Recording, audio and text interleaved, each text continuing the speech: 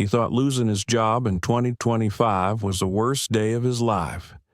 Until an elevator door closed, the lights exploded, and he woke up on a cold beach in 1950 with nothing but a dead phone and a broken heart. In a dying small-town cinema, surrounded by torn seats and unpaid bills, this burned-out man from the future and a stubborn teenage girl with a camera make one insane decision: fight for a place the world has already written off, while bankers circle like vultures and a big cinema chain waits to crush them. God quietly uses old film, simple people, and fragile dreams to light up a whole town. This is not just a story about time travel. It is about the night hope filled every seat, how a man found his purpose in the dark, and how God can turn your smallest yes into a lighthouse for everyone around you. Chapter 1. The Man Out of Time. Rain streaked the tall glass windows of the Manhattan office tower like someone dragging gray paint down a canvas. Thunder rolled somewhere over the Hudson, distant but steady, and the city lights blurred into long, watery trails below. Inside the 27th floor, the air smelled like stale coffee, cold pizza, and the end of something. Jason Cole sat alone at his desk, staring at the cardboard box holding his career. He was 32, tall and slightly too lean, with the wiry build of someone who lived more on caffeine and deadlines than on regular meals. His dark brown hair was overgrown at the back, the result of too many "I'll get a haircut after this launch" promises to himself.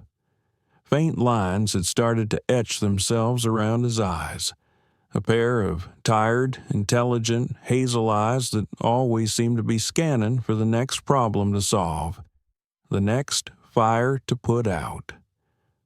Once, those eyes had belonged to a boy who stayed up late building websites for fun, who believed technology would make life kinder, easier, more human. Somewhere between promotions and product roadmaps, that boy had turned into a man who slept with his phone under his pillow and woke up to 40 unread emails.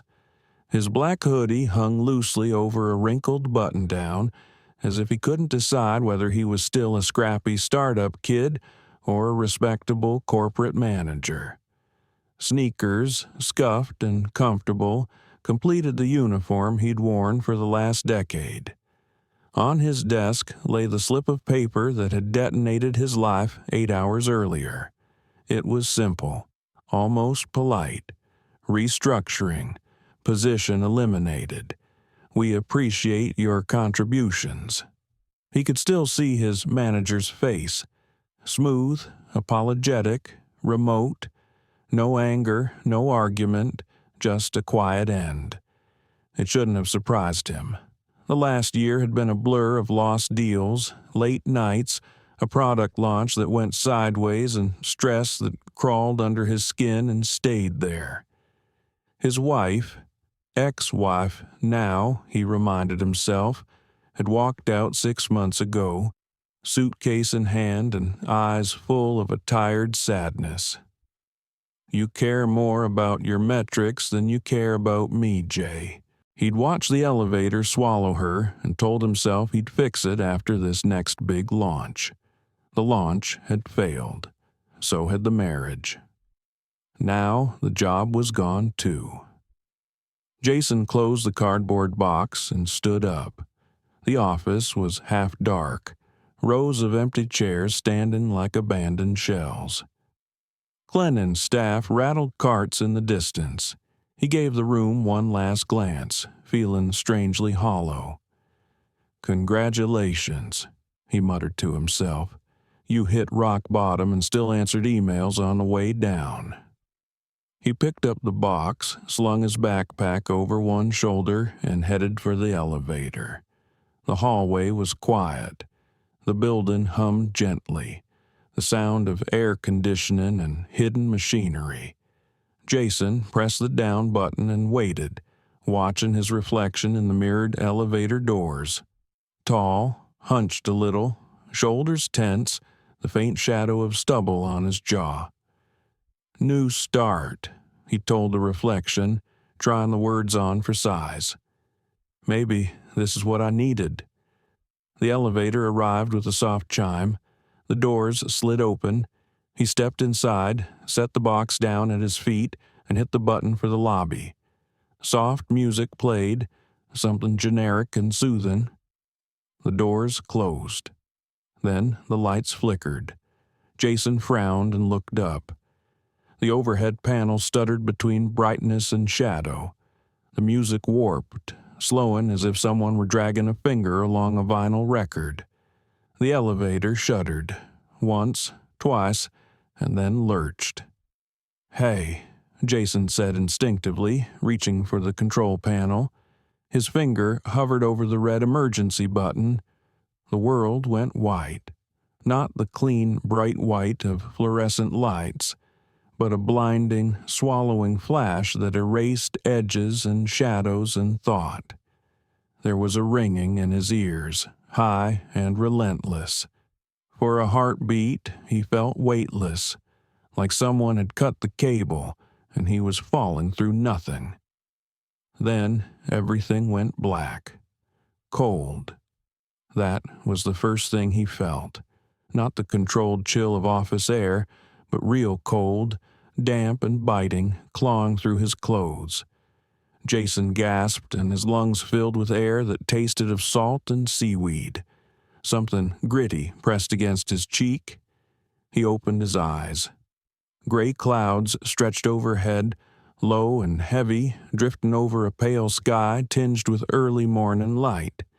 The air was sharp, salty, alive with the dull roar of waves. He was lying on wet sand, the tide hissing near his shoes. Gulls wheeled overhead, their cries thin and distant.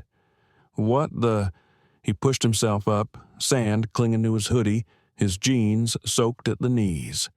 His heart thudded wildly as he turned, taking in the scene.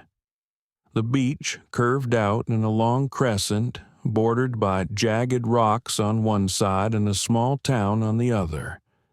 Wooden houses with sloping roofs clustered along the road, their paint faded but tidy. A narrow street ran parallel to the shoreline, lined with storefronts and hanging signs. And the cars.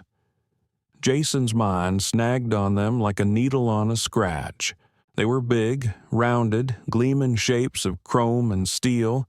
No sleek SUVs or compact hybrids, just bulky, candy-colored beasts with curved fenders and white-wall tires. One rumbled past on the road above, its engine loud and raw. A man in a hat leaned out the driver's window to flick away a cigarette. Jason stared. "Okay," he whispered. "Okay, this is either a dream, a movie set, or I'm having a nervous breakdown." His phone. Instinctively, he patted his pockets. The rectangle of plastic and glass was still there. He pulled it out and jabbed his thumb against the black screen. Nothing. Not even the low battery icon. Just dead. He laughed once, a sharp, breathless sound. Of course. His backpack was on the sand beside him, along with his box of office junk, somehow miraculously intact. Papers were damp around the edges. The slip of termination paper stuck to the cardboard like a cruel little label. He gathered his things, legs shaky, and stumbled up the slight incline toward the town. The wind nipped at his ears, carrying the smell of fish and distant fried food. A sign creaked overhead, swaying in the breeze. "Welcome to Harbor Point, California's coastal gem." The letters were hand-painted, a little chipped. Below it, someone had nailed a smaller board. Pop, 8942, Harbor Point. He'd never heard of it. As he stepped onto the sidewalk, people turned to look. Men in long coats and fedora hats, women in knee-length skirts and neatly set hair. teenagers with leather jackets and rolled-up jeans.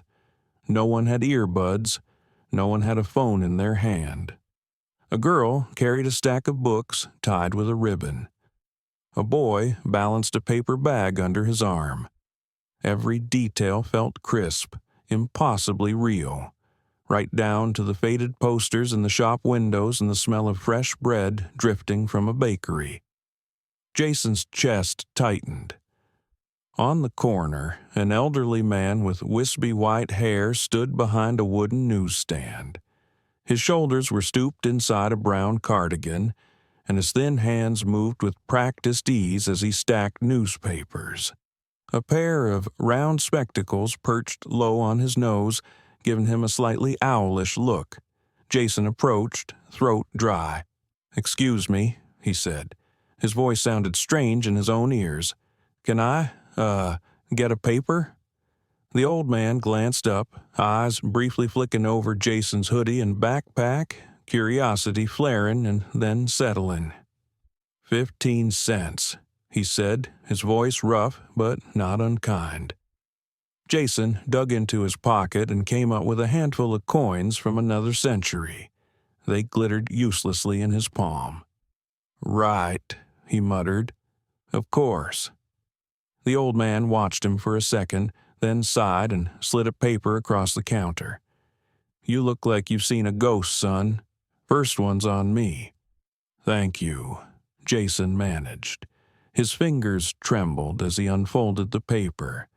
The date stared back at him from the top of the front page in thick black type. April 3rd, 1950. The world narrowed to that line of ink. His heartbeat roared in his ears, drowning out everything else. "No," he whispered. "No, that's not possible." He read it again. The numbers didn't change. 1950. The old man was saying something about the weather, about a storm last night, but the words washed over Jason without landing. He clutched the newspaper like a lifeline and stumbled away, his mind spinning. He tried to rationalize. Maybe it was some kind of immersive historical experience, a themed town, a film shoot.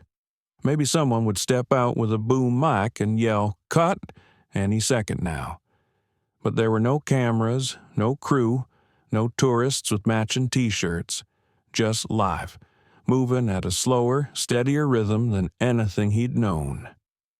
He walked.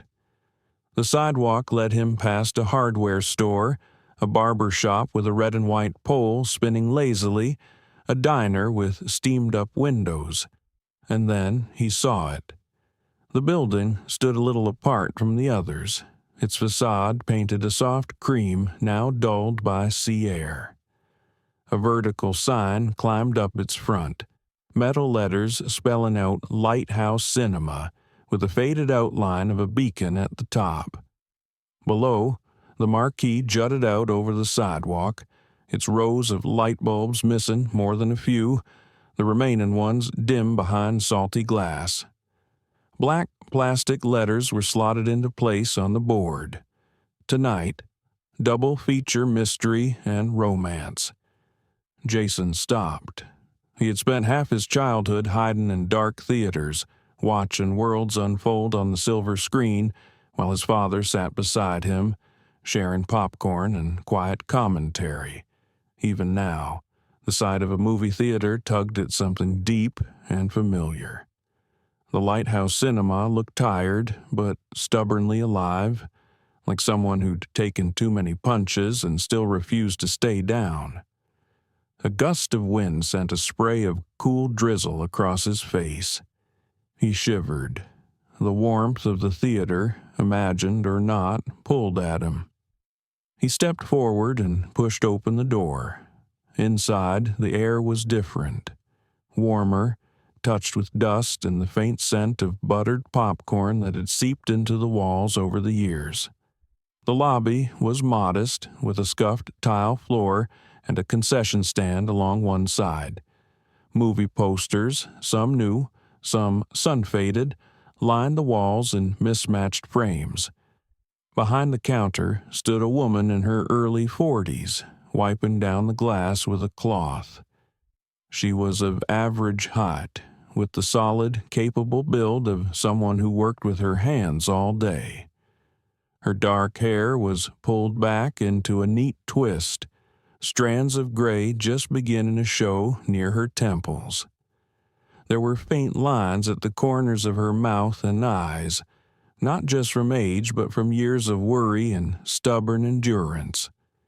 Her eyes, sharp, blue-gray, alert, settled on Jason with a mixture of surprise and quick assessment, the way someone looked at a stranger who might be trouble or might be family, depending on what he said next. Beside the counter, half hidden by a stack of popcorn boxes, stood a teenage girl, around 17. She was slender, her frame all elbows and angles the way teenagers often were, with a mess of curly auburn hair pulled into a loose ponytail.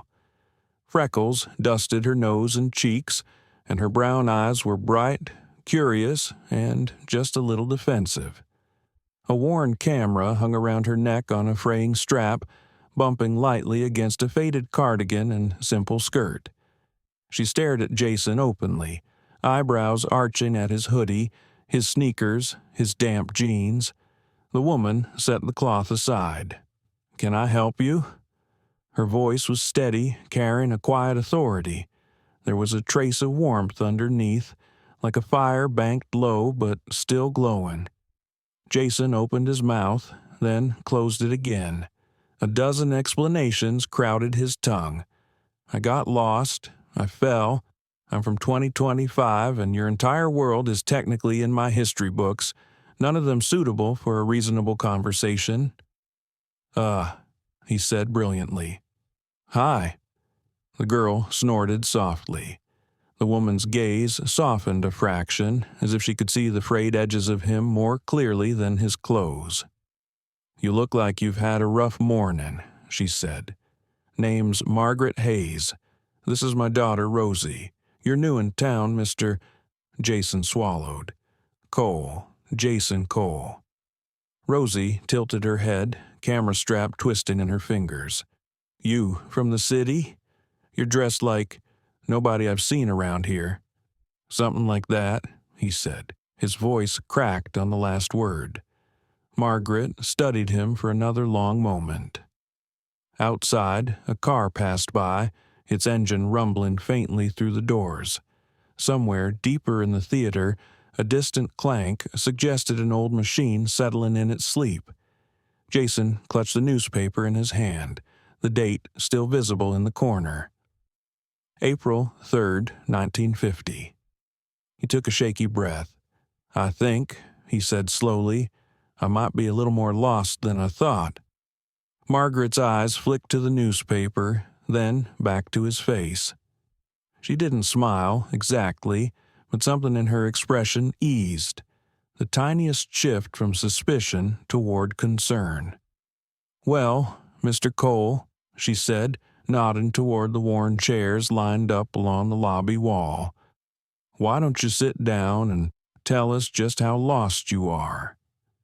Jason hesitated, then moved toward the chair, feeling the weight of two pairs of eyes following him. The practical, measured gaze of Margaret Hayes and the sharp, watchful curiosity of Rosie. He sat, the lobby light reflecting in the glass of the movie posters around him, the distant ocean muffled by thick walls. For the first time since the elevator doors had closed in Manhattan, he let himself feel it fully, the fear, the disbelief, and the strange, fragile thread of possibility running through it all. Somewhere between a thunderstorm in 2025 and a cold beach in 1950, his life had been erased and rewritten, and it was starting here, in a tired little cinema by the sea. Chapter 2. The Fading Lighthouse. Jason wasn't sure how long he sat there, in the lobby chair, feeling the fabric sag under his weight, listening to the muffled ocean and the faint tick of a clock somewhere behind the concession stand. Margaret watched him for a moment, then stepped out from behind the counter and pulled one of the folding chairs closer, the metal legs scraping softly on the tile. Rosie stayed where she was, shoulder leaning against the glass of the candy case, camera resting against her stomach like a small, silent animal. "So," Margaret said, folding her hands in her lap. Up close, Jason could see the fine veins on the backs of her fingers, the roughness of skin that had handled boxes and mops and film reels for years. "You're lost. No wallet, no money, no place to stay. That about right?" Jason swallowed. He had debated, in the seconds between breaths, how much truth he could possibly tell. "Pretty much," he said. "I was in the city. Took an elevator. There was something wrong. And then I woke up on the beach." Rosie's eyebrows climbed. "You just woke up on the beach?" Her voice had a quick, skeptical lilt, the kind that came from reading more than people expected and never quite believing the first version of any story. "Yeah," he said, "I know how that sounds." "It sounds like you had a little too much to drink," she said, crossing her arms. The camera strap dug into the soft cotton of her cardigan as she shifted. "Rosie," Margaret said mildly, though there was a hint of the same doubt in her eyes. She turned back to Jason. "Do you remember anything else? Do you have any family we can call?" Family. A flash of his mother's face, dark hair graying at the temples, came and went so fast it hurt. She would be a little girl somewhere right now, playing in a yard he'd never seen. His father. Jason pushed the thought away before it could form. "No," he said, which was not a lie in any way that mattered. "No one nearby." Margaret studied him. There was caution there, but also something else, an instinctive softness beneath the fortress of practicality. "We're not exactly running a hotel here, Mr. Cole," she said, "but I'm not the kind of person who leaves a man to sleep on a park bench if I can help it." Rosie straightened, eyes widening. "Mom," Margaret shot her a look that said, "We'll talk later." Then she turned back to Jason. "We've got a small room upstairs. It belonged to my husband before he—" She trailed off, jaw tightening for a heartbeat. "We use it for storage now. It's nothing fancy. Bed, dresser, a sink that works most days. You can stay there tonight. In the morning, we'll see." Relief washed through Jason so fast it made him dizzy. "Thank you," he said, meaning it more deeply than any polite phrase had ever deserved. "I'll pay you back. I can help out. Do whatever you need." "We'll see," she repeated, standing. "Come on, I'll show you." She led the way toward a narrow doctor at the back of the lobby. As Jason got up, Rosie lifted the camera reflexively. There was a soft, mechanical click, and he turned to see her lowering it, cheeks coloring slightly. "Just in case you turn out to be an alien," she said, half joking, half serious. "I want proof." Jason gave a weak smile. "If I find any antenna, you'll be the first to know." Behind the door, a steep staircase climbed into the dim space above the lobby. The walls were close, painted a shade of cream that had yellowed in patches with age. Margaret moved with the confidence of someone who'd walked these steps 1,000 times, one hand lightly touching the rail with each stride. Jason followed, feeling his legs protest after the shock of the day. At the top, she opened another door and stepped aside. "Here." The room was small and rectangular, with a slanted ceiling that followed the line of the roof. A single window looked out over the street, and beyond it, a slice of gray sea. Light filtered in through thin curtains patterned with little blue flowers, their edges frayed. A narrow bed sat against one wall, its iron frame chipped and painted over more than once. A wooden dresser stood opposite, its surface scarred by old water rings and a few cigarette burns. In the corner, a small porcelain sink clung to the wall, a bar of soap resting on the rim. It smelled faintly of dust, old paper, and something else, engine oil maybe, or the ghost of film chemicals from reels long gone. "It's perfect," Jason said before he could stop himself. What he meant was, it was real, and it was shelter, and he didn't deserve any of it. Margaret gave a small, wry smile. "You haven't even seen the way the radiator complains at night." She stepped in long enough to pull down a clean set of sheets from the top of the dresser, shaking them out with a practiced snap. "Bathrooms down the hall. We're not open till the afternoon today, so you can rest a while. We'll figure out the rest later." He nodded. "Thank you. Really." She paused at the doorway, hand resting on the frame. "You don't look like a bad man, Mr. Cole. Just worn out." "That's accurate," he said quietly. "If you're running from something, Harbor Point isn't the worst place to catch your breath," she added. "But it's a small town. People notice things. Just remember that." Then she was gone, her footsteps retreating down the stairs. Jason sat on the bed. The springs creaked in protest but held. He stared at his hands for a long moment, then let himself flop backward, eyes on the cracked ceiling. He should be panicking more, he thought. He should be screaming or crying or pounding on some invisible wall between him and the life he'd lost. Instead, he felt hollow, like someone had scooped out the inside of him and left only the shell. The only thing that cut through that was the relentless, absurd clarity of the situation. The cars, the clothes, the newspaper's date. 1950. He laughed once, a sound with no humor in it, and then shut his eyes. Exhaustion dragged at him, heavy as wet sand. Eventually, despite the noise in his head, he slept. When he woke, a pale strip of sunlight had worked its way around the edge of the curtain, laying a bright line across the floorboards. His watch, a sleek, modern piece of metal that looked like it belonged to an entirely different universe than this room, still blinked uselessly, its digital face frozen. He left it on the dresser. Downstairs, the theater had woken up. Jason heard the thud of boxes, the rattle of candy jars, the distant whir of something mechanical being coaxed back to life. His stomach growled loudly enough to make him wince. He splashed water on his face at the sink, scrubbed his hands until the grit of sand was gone, and headed downstairs.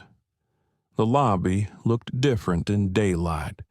Dust motes hung in the air like tiny golden planets, spinning slowly in the beams of sun that slipped in through the high windows. The poster frames along the walls were easier to read now. Mysterious men in trench coats, women in elegant gowns, titles painted in dramatic fonts. The concession stand glass gleamed from fresh polishing. Rosie stood on a little step stool behind the counter, arranging rows of candy bars like soldiers in perfect formation. Up close, Jason could see that the cardigan she wore had a small hole near one shoulder, carefully darned by hand. Her hair was tied back in a looser ponytail than before, curls doing their best to escape. She glanced up as he approached. "Mornin', time traveler," she said. There was a teasing edge to her voice, but her gaze flickered over his face, checking for something. "Mornin'," he replied. I, overslept. You looked like you needed it, she said, hopping down from the stool. Mom's in the back office. She said when you got up, send you her way. Is that like being sent to the principal's office? Depends, Rosie said. Did you do anything wrong yet? Give me time.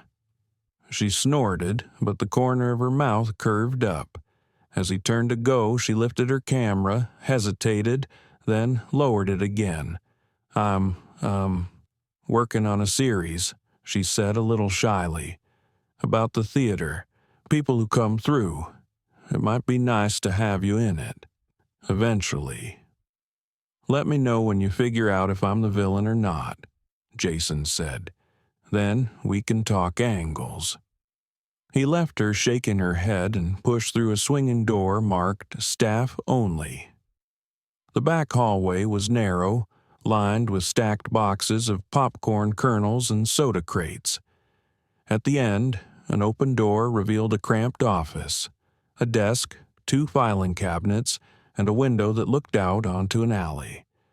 Margaret sat behind the desk, a pencil tucked behind one ear, a ledger open in front of her. Without the lobby between them, the tiredness around her eyes was more obvious, like bruises of sleepless nights and worry. She gestured to the extra chair. Sit. Jason did, glancing at the ledger. He wasn't trying to be rude. Numbers had been his language for so long that he couldn't help reading them. Columns of figures, dates, and notes crowded the page. The pattern was unmistakable even in a heartbeat glance, more going out than coming in. Do you have experience working in a theater, Mr. Cole?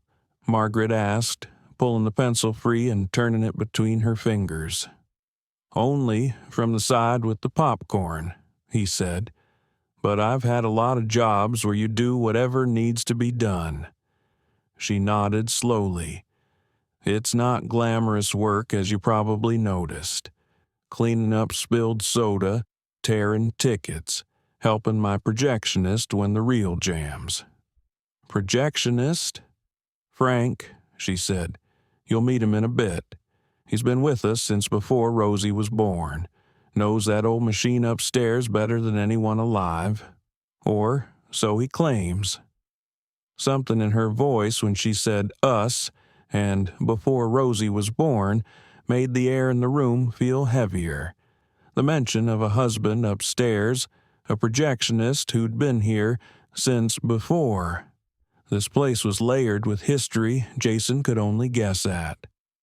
I meant what I said earlier, he told her. I can't pay you now, but I don't want to take advantage of your kindness. Let me work here, at least until I figure out what's next. And after you figure it out? She asked, pinning him with that steady blue-gray gaze. You just disappear? He hesitated. If I'm being honest, I don't have a very clear picture of what next looks like, he said. But I've been in enough businesses to know that an extra pair of hands can help. I can sweep, sell tickets, carry boxes. I'm a quick learner, and I owe you. For a moment, she said nothing. Somewhere above them, metal clanged, the projection room stirring. Margaret let out a quiet sigh. We're short-staffed as it is, she admitted. Can't afford to pay someone new, but can't afford to work myself into the ground either. Having another person around might not be the worst thing. She closed the ledger with a soft thump. All right, you can help out. Room and, let's say, 2 meals a day for now. We'll revisit if this arrangement lasts. Deal, Jason said, relief loosening something inside his chest. Don't thank me yet, she replied. I'm not easy to work for. He almost said, compared to who, but bit the comment back.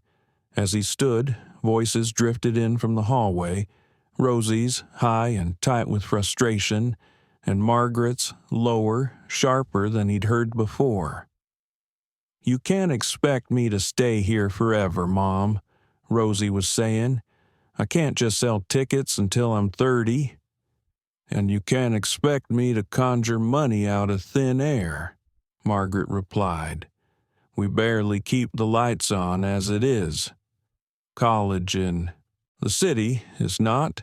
You don't even want me to try," Rosie snapped. "You want me safe and stuck."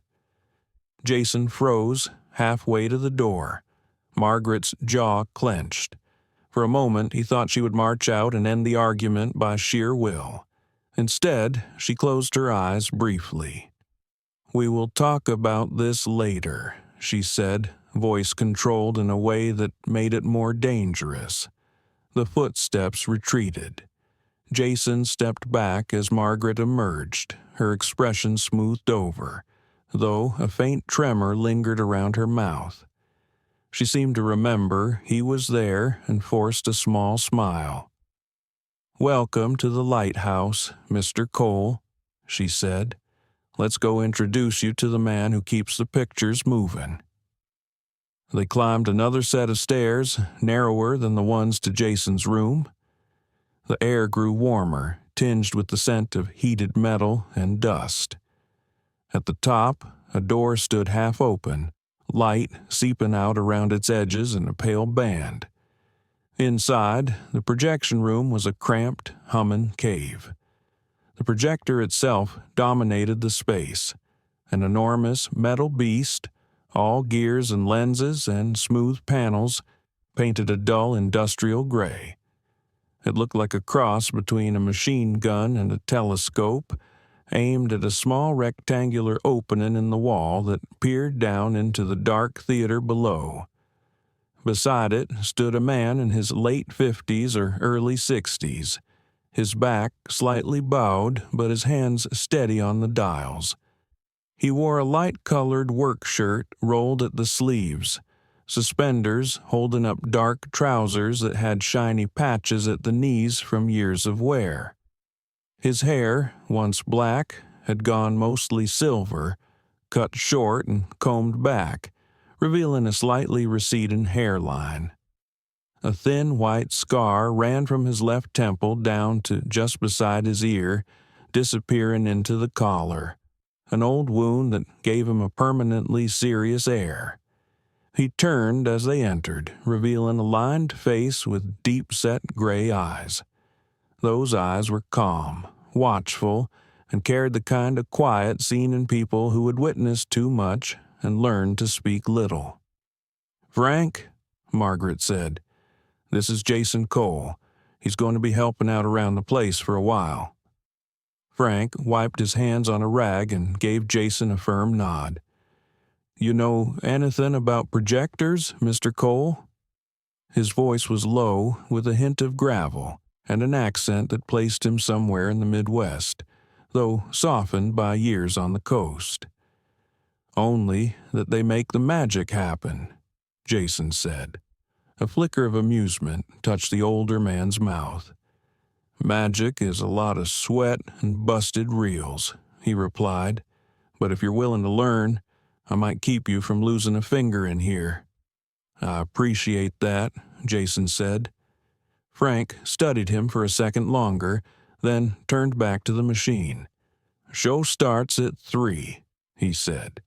"We'll get you tearing tickets today, maybe sweeping the aisles between shows. Leave the beast to me for now." "Listen to him," Margaret said quietly. "This room's his kingdom."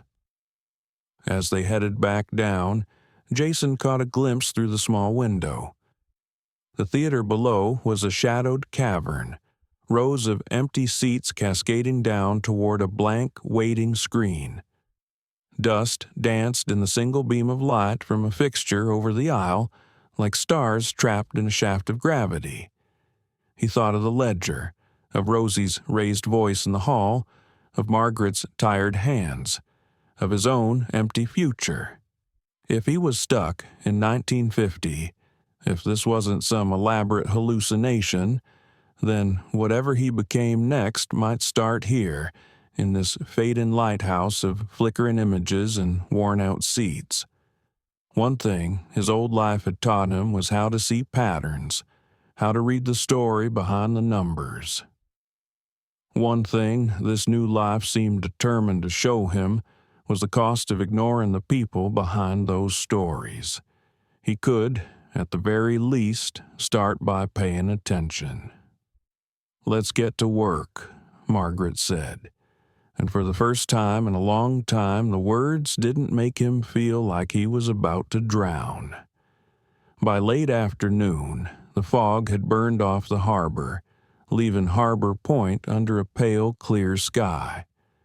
Sunlight bounced off the rows of parked cars and turned the salt-speckled windows of the Lighthouse Cinema into sheets of dull gold. The air, coming in through the front doors, smelled of seaweed, exhaust, and the faint sweetness of caramel from the bakery down the street. Jason stood just inside the lobby, his hands empty for the first time in years. No laptop, no phone, no stack of printouts, watching dust float lazily in the tall shafts of light. He wore the same clothes as the day before, scrubbed as clean as the tiny sink upstairs would allow.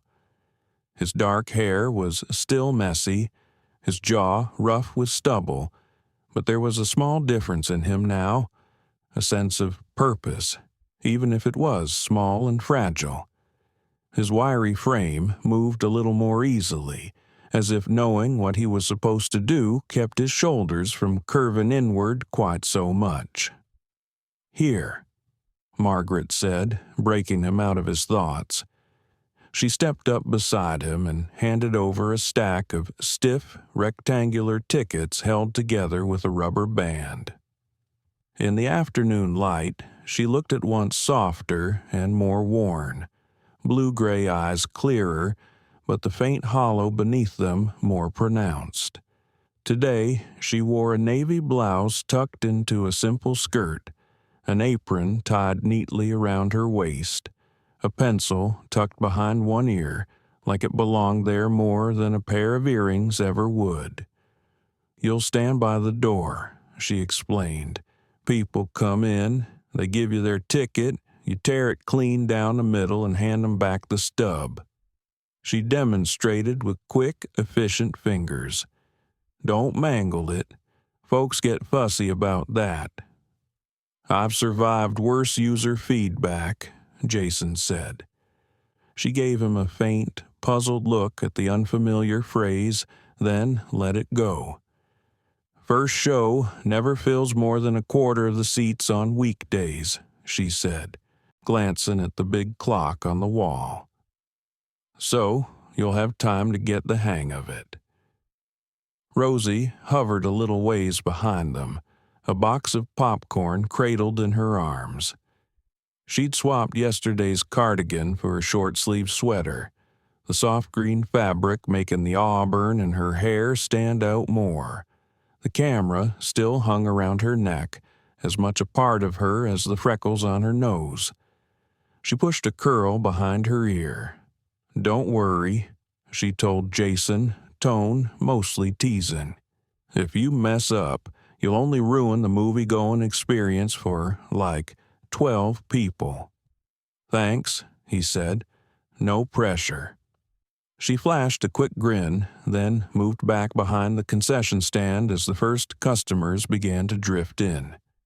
The first was an elderly woman in a flowered dress and a knitted shawl, leaning on a cane carved with little spirals. Her white hair was rolled and pinned at the back of her head, and a pair of cat-eye glasses perched on her nose. Her name, Jason would soon learn, was Mrs. Klein.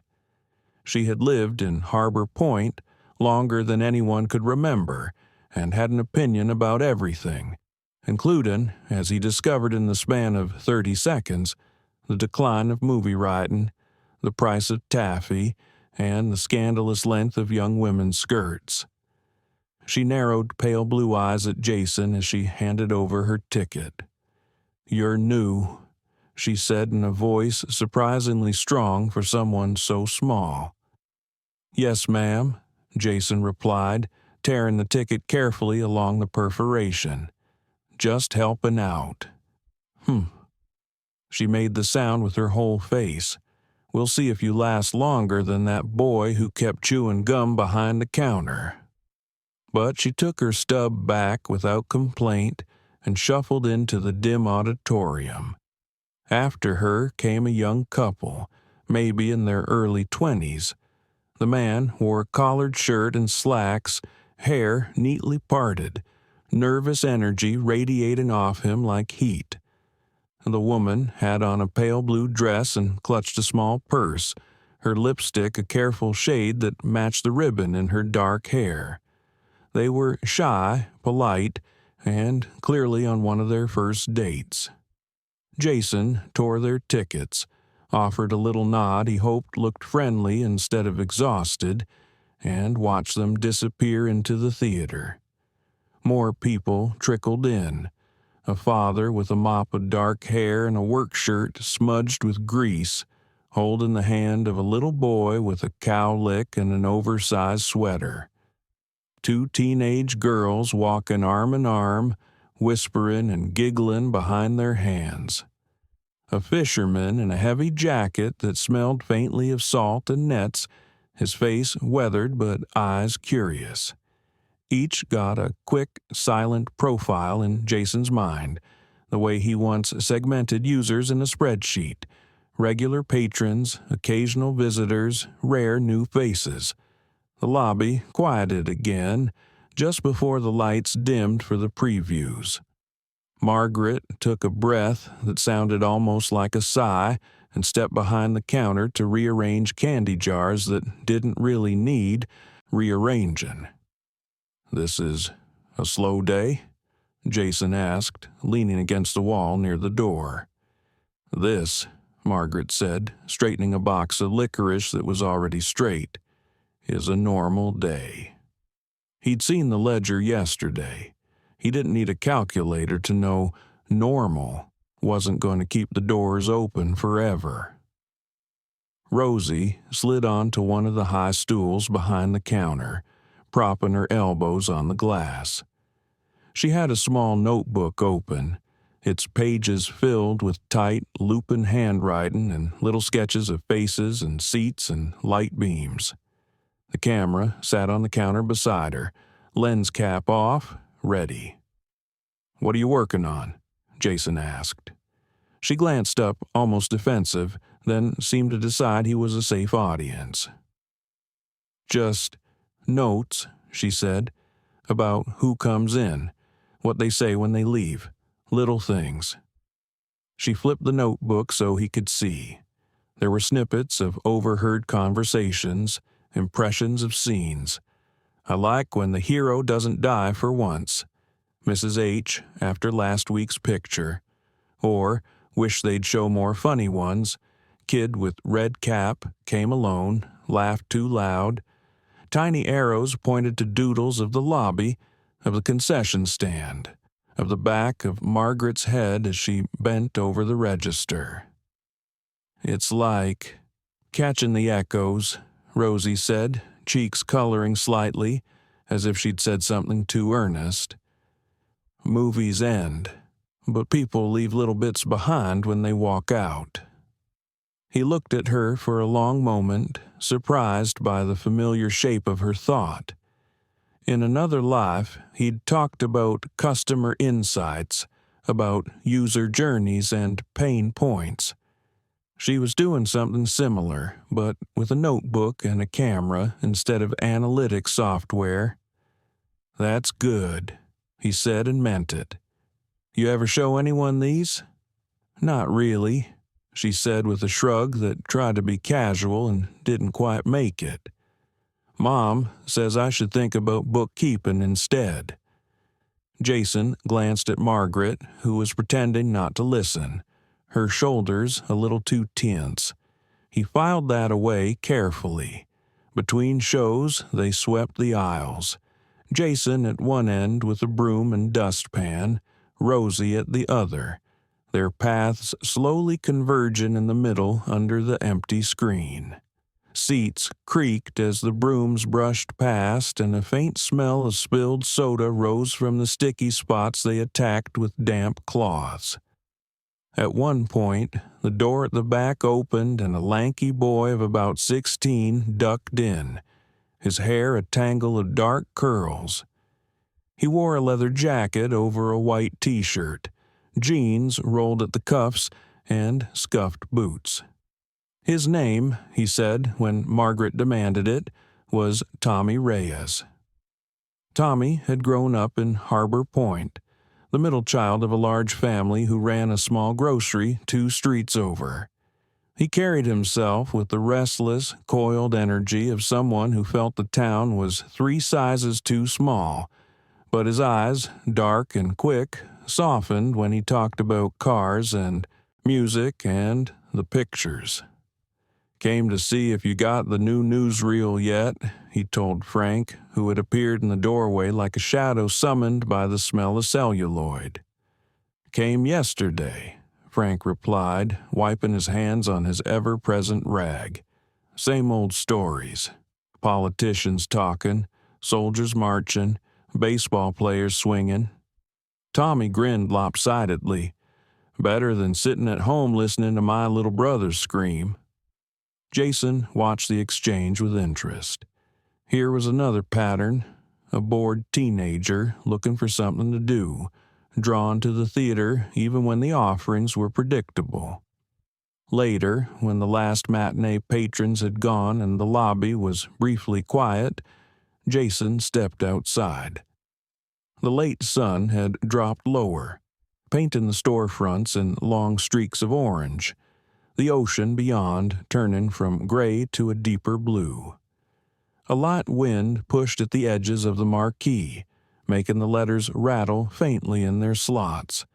He stepped back to look at the front of the building as if it were a product page he'd been asked to fix. The Lighthouse Cinema sign still had a certain charm, its stylized beacon leaning bravely into the sky. But the paint was chipped, the bulbs half burned out, and the words on the marquee, "Tonight, double feature," could have belonged to any theater in any town. There was nothing here that said, "This place is special. This place is yours." In his old life, that was where he'd start. He went back inside, mind buzzing. "Something on your mind?" Margaret asked, not looking up from the stack of receipts she was punching into the register. "A few somethings," he said. He hesitated, choosing his words. Explaining Brandon and customer retention to someone in 1950 felt like trying to describe color to a person who'd only ever known black and white film. But the core idea was simple. It always had been. "You said this is a normal day," he began. "Is there ever a not normal day? A packed house?" She snorted softly. "Maybe on Christmas, or if the distributor sends us something everyone's talking about. Otherwise," she spread her hands. "What if we gave people a reason to talk about this place?" he said, "even when the movie isn't brand new." She glanced up now, frown creasing her forehead. "I'm listening." He pulled a small notepad from his pocket, picked up that morning from a corner store because his fingers felt wrong without something to write on, and flipped it open. Crude charts and bullet points already dotted the first page, his handwriting cramped but fast. "Right now, the sign out front just says double feature," he said. "What if, instead, Thursday nights were, I don't know, mystery night? You pick your best mystery picture, maybe throw in an older one people loved, and we advertise it as a thing. Every Thursday, come solve a mystery at the Lighthouse." He saw her eyes flicker, skeptical but intrigued. "And maybe Saturday afternoons, you do a family matinee," he continued. "Discount for kids. Make sure there's a funny short or cartoon before the main show. Parents know they can bring the little ones, letting them laugh, maybe get a break. We already run cartoons sometimes, she said. Sure, he said, but you don't name it. You don't tell people when to expect it. If they know there's something special on a certain day, it gives them a reason to choose you instead of just staying home. Rosie had drifted closer, notebook in hand, curiosity drawing her like gravity. What about a night for couples, she suggested. Like that pair earlier. You could do romantic pictures, dim the lights extra low. Her cheeks flushed at her own boldness. Jason nodded, a smile tugging at his mouth. Exactly. Couples night. You could even throw in something small, like 2 tickets and 1 popcorn for a few cents less. He caught himself before he said bundle or upsell. People like feeling like they're getting a deal. Margaret still looked doubtful, but she was no longer pretending not to care. And how do you propose we tell this little town of ours about all these grand ideas? Posters, Jason said immediately. The marquee, we change the letters. Instead of just the movie titles, it says Thursday Mystery Night or Saturday Family Matinee. And he glanced at Rosie's camera and notebook. Maybe we put up a board in the lobby, pictures of our regulars, if they're willing, and little notes about what they like. Make it feel like this isn't just a room with chairs, it's theirs. Rosie's eyes lit up like someone had flipped a switch. A wall of faces, she said. Stories. I could take portraits, write little captions.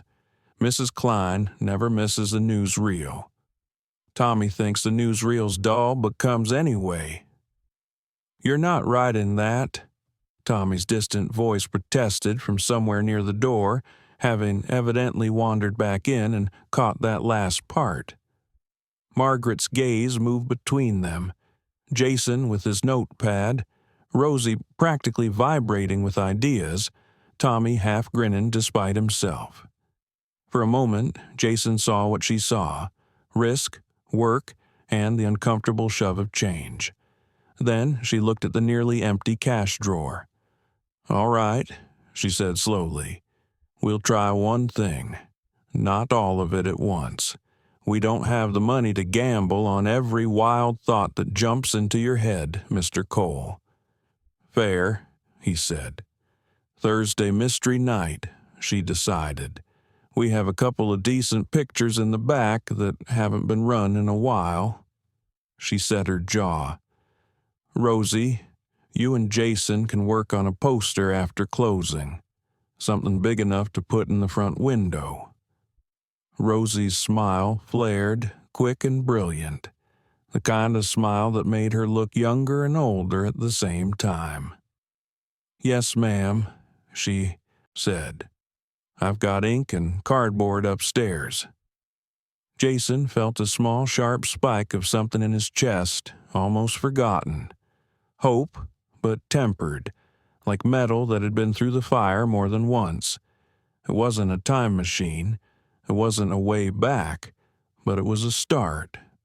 He looked up at the blank marquee outside the glass doors, imagining the letters rearranged, the bulbs fixed, the words glowing against the dark. In his old life, he'd chased millions of users he never saw. Here, in this fading theater by the sea, he had a handful of faces and names and the chance, however small, to make something better for them. Let's make it a night they remember, he said quietly. Rosie heard him anyway. That's the point, she replied. So they'll come back. And in the warm, dusty lobby of the Lighthouse Cinema, a new story began to take shape. One ticket, one idea at a time. Chapter 4. Rosie's Lens. The next morning broke clear and bright over Harbor Point, sunlight turning the ocean into a sheet of hammered silver. The air was cool, but not cold, touched by the promise of spring. Seagulls traced lazy circles over the pier as shopkeepers propped open doors and swept their stoops. Rosie Hayes walked quickly down Main Street with her camera bumping against her ribs, curls escaping from the ribbon she'd tied in her hair.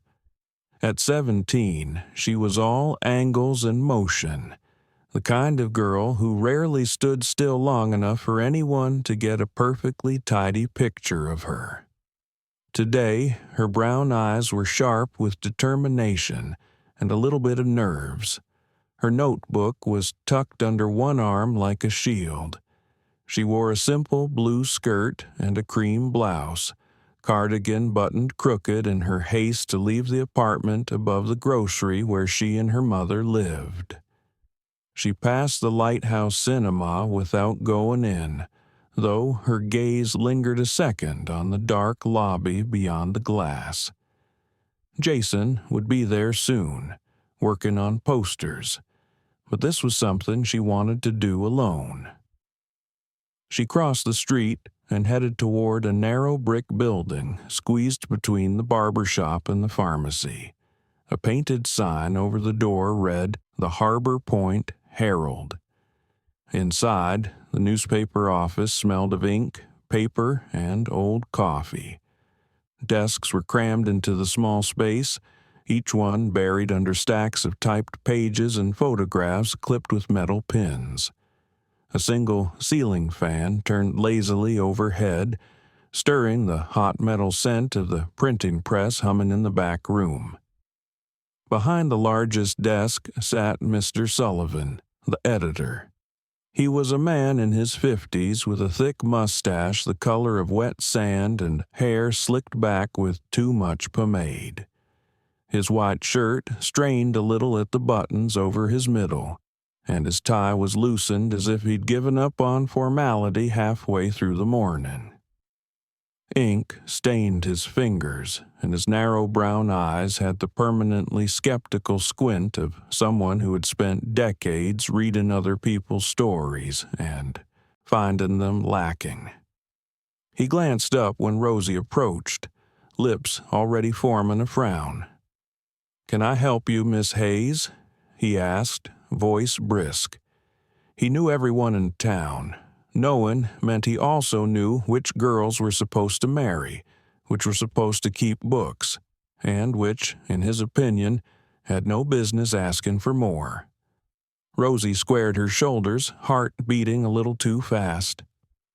"I brought some photographs," she said, "and a short piece I wrote about the theater, about people who come through." She held out her notebook and a small envelope of prints, her fingers smudged with darkroom chemicals from the night before. Sullivan sighed, a long-suffering sound. He took the envelope anyway, thumbing through the black and white images. Mrs. Klein under the marquee, shawl wrapped tight, eyes softer than her sharp tongue. The young couple Jason had sold tickets to, hand in hand, caught in a mid-laugh silhouette, little kids craning their necks to stare up at the poster on the lobby wall. He skimmed the handwritten paragraphs tucked between them. "It's more like..." Rosie searched for the right words, cheeks flushing. "Little stories about how the pictures make people feel, how the theater is part of their lives." Sullivan's mouth twitched, not quite a smile. "You've got a pretty way of saying things," he admitted. "But this is a newspaper, not a poetry club." He set the envelope down, tapping it with two fingers. "We print news, Miss Hayes. Who, what, where, when, why. Council meetings, fishing reports, school announcements, hard facts." "These are facts," she protested gently. "Just small ones." "They're impressions," he corrected. "And people don't have time for impressions. They want to know if the mayor raised taxes again." His tone softened half an inch. "You're a bright girl. Have you thought about taking a secretarial course? A good typist is always needed." Rosie's throat tightened. "I don't want to type other people's words," she said before she could stop herself. "I want to write my own." There was a flicker in his eyes, something almost like respect quickly buried under practicality. "You and half the world," he said, shaking his head. "Look, I don't have space for this. Maybe come back when you've got something more concrete, a school event, a charity drive, something that happened. All right?" It wasn't all right, but she nodded anyway. "Yes, sir. Good girl." He pushed the envelope back toward her and returned to the page on his desk, effectively ending the conversation. Outside, the sun seemed too bright, the street too loud. Rosie tucked the envelope back into her bag with fingers that trembled, anger and embarrassment gnawing in her stomach. For a moment, she thought about going home, crawling back into bed and pretending she'd never tried. Instead, she turned toward the one place that still felt like hers. The Lighthouse. By the time she slipped through the side door into the lobby, Jason was kneeling on the floor with a piece of cardboard in front of him, pencil stuck behind his ear. He'd changed into a clean shirt, white, sleeves rolled, collar open, and his hoodie hung from the back of a chair. In this outfit, with his dark hair pushed back and his long legs folded under him, he looked less like a stray who'd washed up on the beach and more like a man who'd always been halfway between worlds, too casual for bankers, too serious for drifters. He was sketching out rough letters. Thursday, mystery night. A doodled magnifying glass curved around the word mystery. "Hey," he said, looking up as the door clicked shut. His hazel eyes took in her tight shoulders, the way she hugged the bag to her side. "You okay?" "I'm fine," she said automatically. That sounded like the fine people say right before they slam a door. She tried to smile and failed. "It was nothing. I just went to the Herald." "Ah." He sat back on his heels. "The newspaper guy. Sullivan, right? Met him when I went to buy a copy. He looked at me like I was a typo." That earned a small, reluctant snort. She sank onto the nearest seat, the worn red fabric creaking softly. "He said my photos weren't news, that people don't have time for impressions." She spit the last word out like it tasted bad. Jason considered that. "He's not entirely wrong," he said carefully. "Newspapers need events, but he's also wrong if he thinks people don't care how things feel." He tapped the cardboard with the pencil. "No one has to come here. They choose to. Feelings are half of why." Rosie glanced at his poster. "So, your plan is to draw bigger letters until they feel like buying tickets?"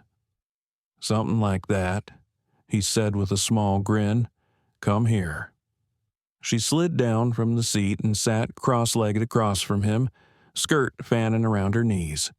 He gestured to her bag. "Show me." She hesitated, then pulled out the envelope. Together, they spread the photographs across the cardboard. Light and shadow and faces looked back at them. Jason studied each one like it was a slide in a presentation, except there were no charts, just moments. Mrs. Klein's hand resting briefly on the ticket counter, Frank's profile framed in the beam from the projector room window. Margaret caught mid-laugh at something Tommy had said, her guard down for once. "These are really good," he said, and it was simple truth. "You see things other people miss." Rosie ducked her head, a faint flush rising in her cheeks. "They're just bits," she murmured. "Bits are what stories are made of," Jason replied. "Look." He pointed to a photo of the father and little boy from the night before, the boy's eyes wide as he stared at the lobby poster. This is a story about a kid who feels like the whole world is about to open up when the lights go down. You could write about that." "Mr. Sullivan doesn't want stories like that," she said. "Maybe not as they are," Jason said slowly, "but what if you give him both?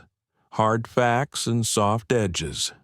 Lighthouse Cinema to host First Thursday Mystery Night. That's news. Add one of these photos, a line about Mrs. Klein never missing a show, and you've got something that tells people why they should care." Rosie chewed the end of her pencil, thinking. "You talk funny," she decided, "like everything is a plan." "Old habit," he admitted. "Where I'm from, I used to spend a lot of time convincing people to try things. Your photos, they could help convince people the theater matters." She looked over at the empty wall near the entrance where they'd talked about the faces display. "And that board?" "Your laboratory," Jason said. "If Sullivan won't give you a page, we'll give you a wall. You put up portraits and little captions. People will stop to look. They'll ask who took them. They'll start thinking of this place as more than a screen." The idea took root in her mind so quickly it almost hurt. She could see it.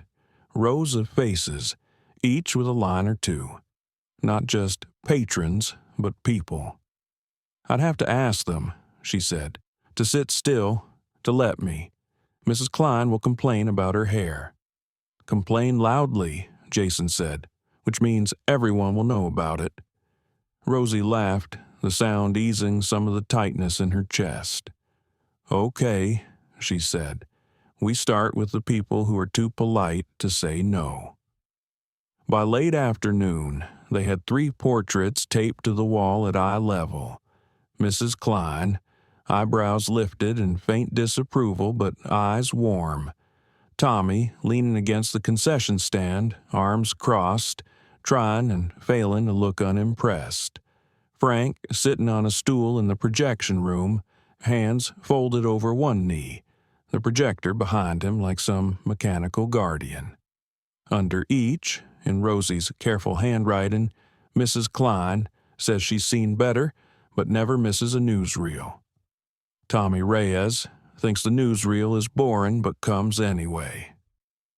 Frank Doyle says he just runs the machine, but he's been here longer than the chairs. Patrons paused to look as they came in, chuckling or shaking their heads.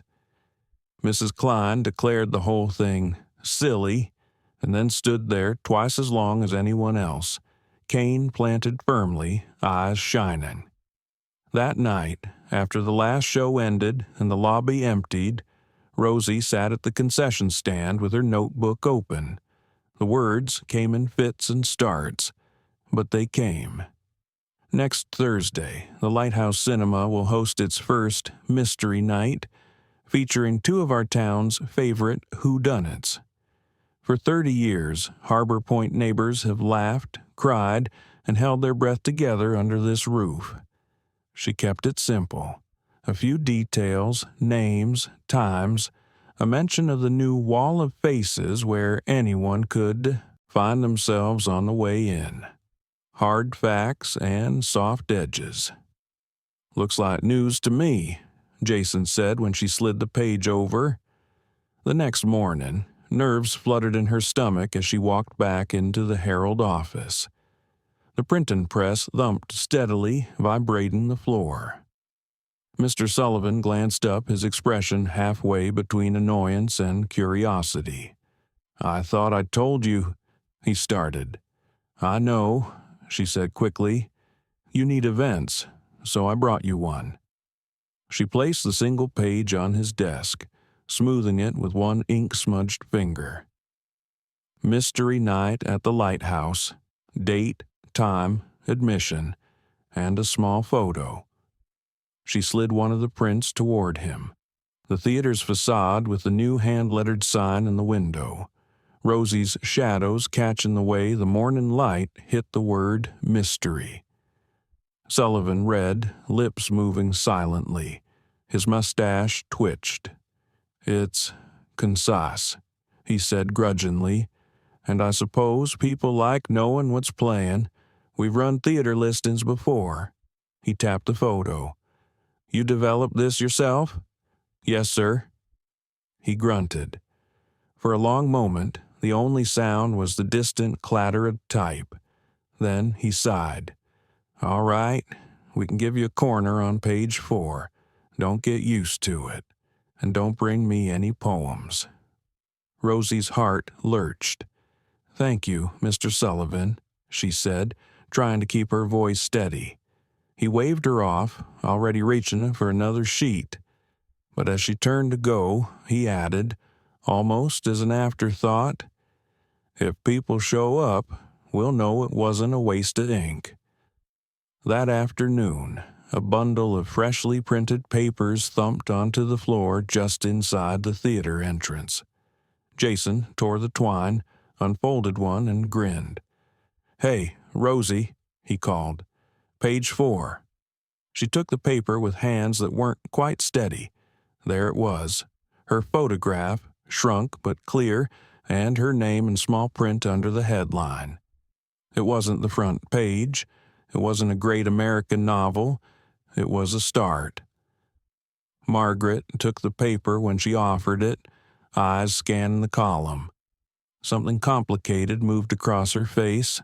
Worry, pride, fear of getting hopes up. But when she handed it back, there was a softness at the edges of her smile. "Looks like someone thought your impressions were worth printing," she said quietly. Rosie folded the paper carefully and tucked it into her notebook. Her world hadn't changed completely. The theater was still struggling, the future still uncertain. But for the first time, a small part of her voice lived outside the walls of the lighthouse, and that, she decided, was worth every smudge of ink on her fingers. Chapter 5. The Threat from Downtown. By the time the week rolled around to Thursday, Harbor Point felt a little different.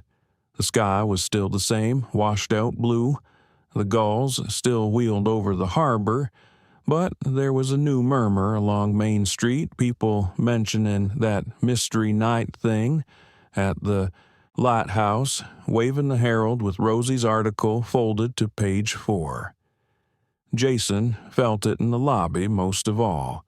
Folks paused longer by the wall of faces, laughing at Tommy's caption, tapping knuckles on the frame under Frank's picture. Mrs. Klein told anyone who would listen that she'd been the first subject, of course, though she complained that the camera made her nose look big. A few new faces drifted in just to ask what the fuss was about. It wasn't a crowd yet, but it was movement.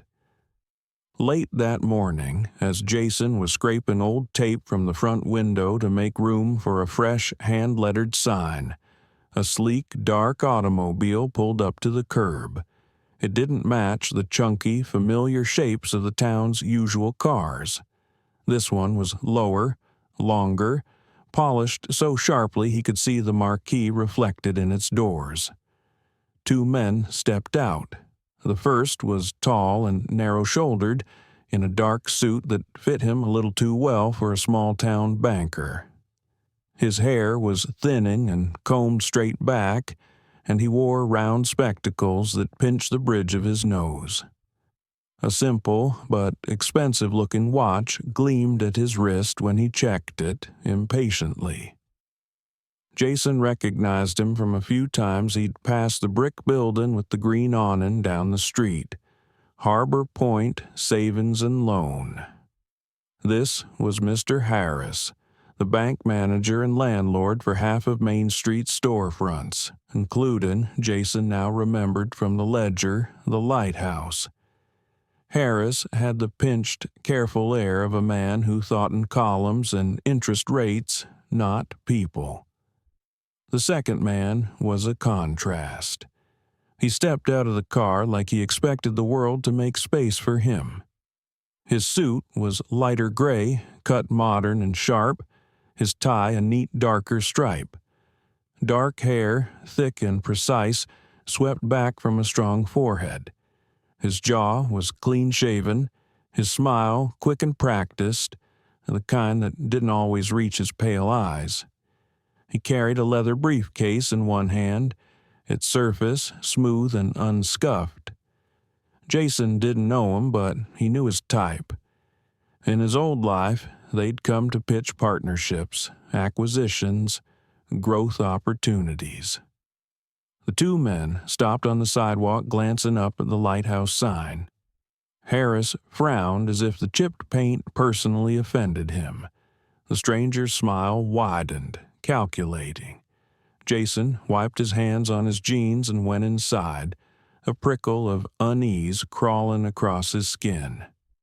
"Margaret," he called toward the lobby, "you've got visitors." She appeared from behind the concession stand, tucking a stray strand of hair into her twist. When she saw Harris through the glass, something in her posture changed. Her shoulders drew back, her chin lifted, but the color drained a little from her face. "Keep an eye on the counter, will you?" she told Jason quietly. "And if Rosie comes back, tell her I'm in the office." He watched as she opened the door and greeted the men, smiled tightly at whatever pleasantries were, exchanged, then led them down the hallway toward the small office at the back. The door shut with a soft but final click. For 10 minutes, the lobby hummed with its usual mild chaos, a customer or two buying advance tickets, the rattle of candy jars as Jason pretended he wasn't listening.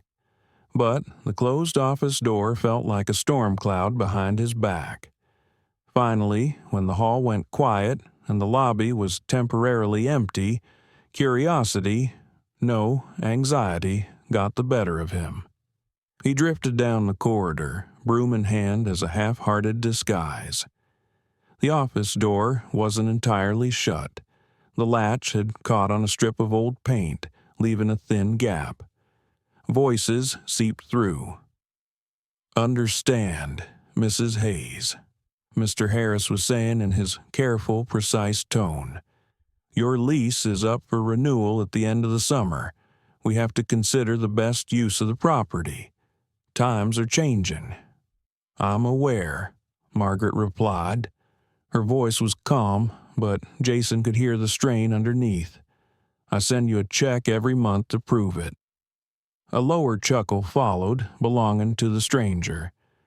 "No one's questioning your dedication," he said smoothly. "I'm Charles Caldwell, by the way." Jason pictured him as he spoke, late 30s at most, suit without a wrinkle, the kind of man who remembered names when it benefited him. "I represent Pacific Star Cinemas," Caldwell continued. "We operate theaters in 3 nearby cities. My company's very interested in expanding along the coast. Harbor Point is quaint, charming, but it lacks modern entertainment options." "We have a theater," Margaret said. "You have a building with a screen in it," Caldwell corrected, still with that pleasant tone. "But imagine what we could do. New projectors, more seats, a larger concession operation. We could draw in folks from every town within 50 miles. "And what happens to my family?" Margaret asked. The calm in her voice had sharpened. "To Frank? To this place?"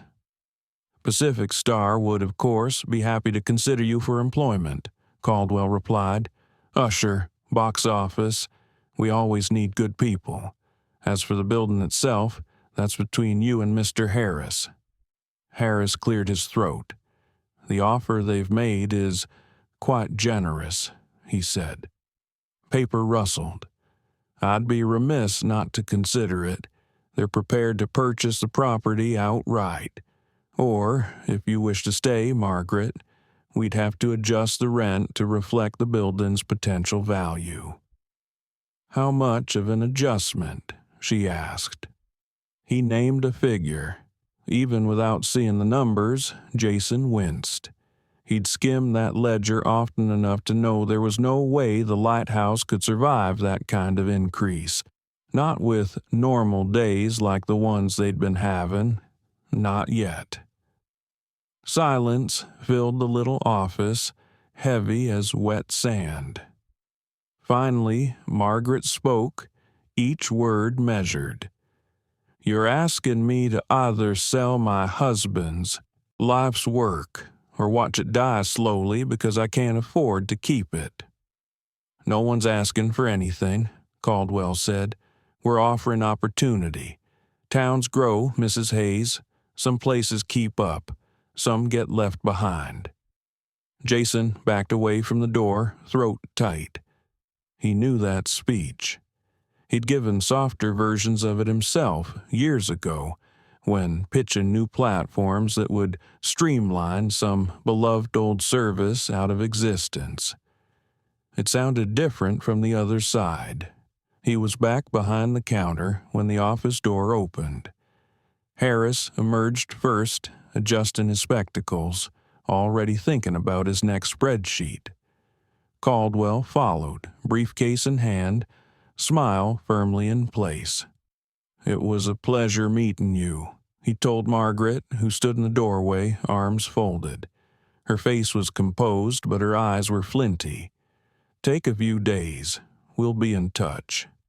He gave Jason a quick, assessing glance on his way out, as if filing him under staff, replaceable, then walked to the car with smooth, unhurried steps. The engine purred back to life. In a moment, they were gone. Margaret stayed in the hall another second before turning toward Jason. Up close, he could see the fine tremor in her hands. "Busy morning," he said softly. "You heard." It wasn't a question. "Enough." She exhaled, a long breath that seemed to deflate her shoulders. "They want the building," she said. "Harris wants the money. Same as anyone who's never had to mop sticky soda off a theater floor in their life." "Is there any way you can afford what he's asking?" Jason asked. She gave a humorless laugh. "On what we're making now? No. On what we might make if every night looked like a holiday. Maybe. But bankers don't care about might. They want columns that add up today." He wanted to say, "I've been in their meetings. I know how they think." But that would invite questions he couldn't answer. Instead, he said, "How long do you have?" "Until the end of summer," she said. "Then the lease runs out. If I can't convince Harris that we're worth more alive than dead." She trailed off. "Well, I suppose Pacific Star will have their shiny palace, and Harbor Point will get a prettier place to watch reels roll by a stranger's hands." "You're not a stranger's hands," he said. "Tell that to the ledger," she muttered. "We open in an hour. Could you take care of the front? I need a moment." She disappeared back into the office, shutting the door gently behind her. Jason stood alone in the lobby, looking up at the lighthouse sign in the glass. His mind began running numbers, the way it always did when confronted with a problem. Rent, tickets sold, average concession spend. Then, because it couldn't help itself, it leapt further out, into the shape of the century he knew. He knew which companies would grow from garage dreams into giants. He knew which neighborhoods would turn from sleepy strips into canyons of glass and steel. With the right bets, IBM, some little electronics firm in California that hadn't even been founded yet, a few pieces of land in what would someday be Silicon Valley, someone could turn a modest starting sum into enough money to buy not just the lighthouse, but the whole block. But modest starting sums didn't grow overnight. They grew over decades. Decades he didn't have, and a present that wasn't his. Use what you know.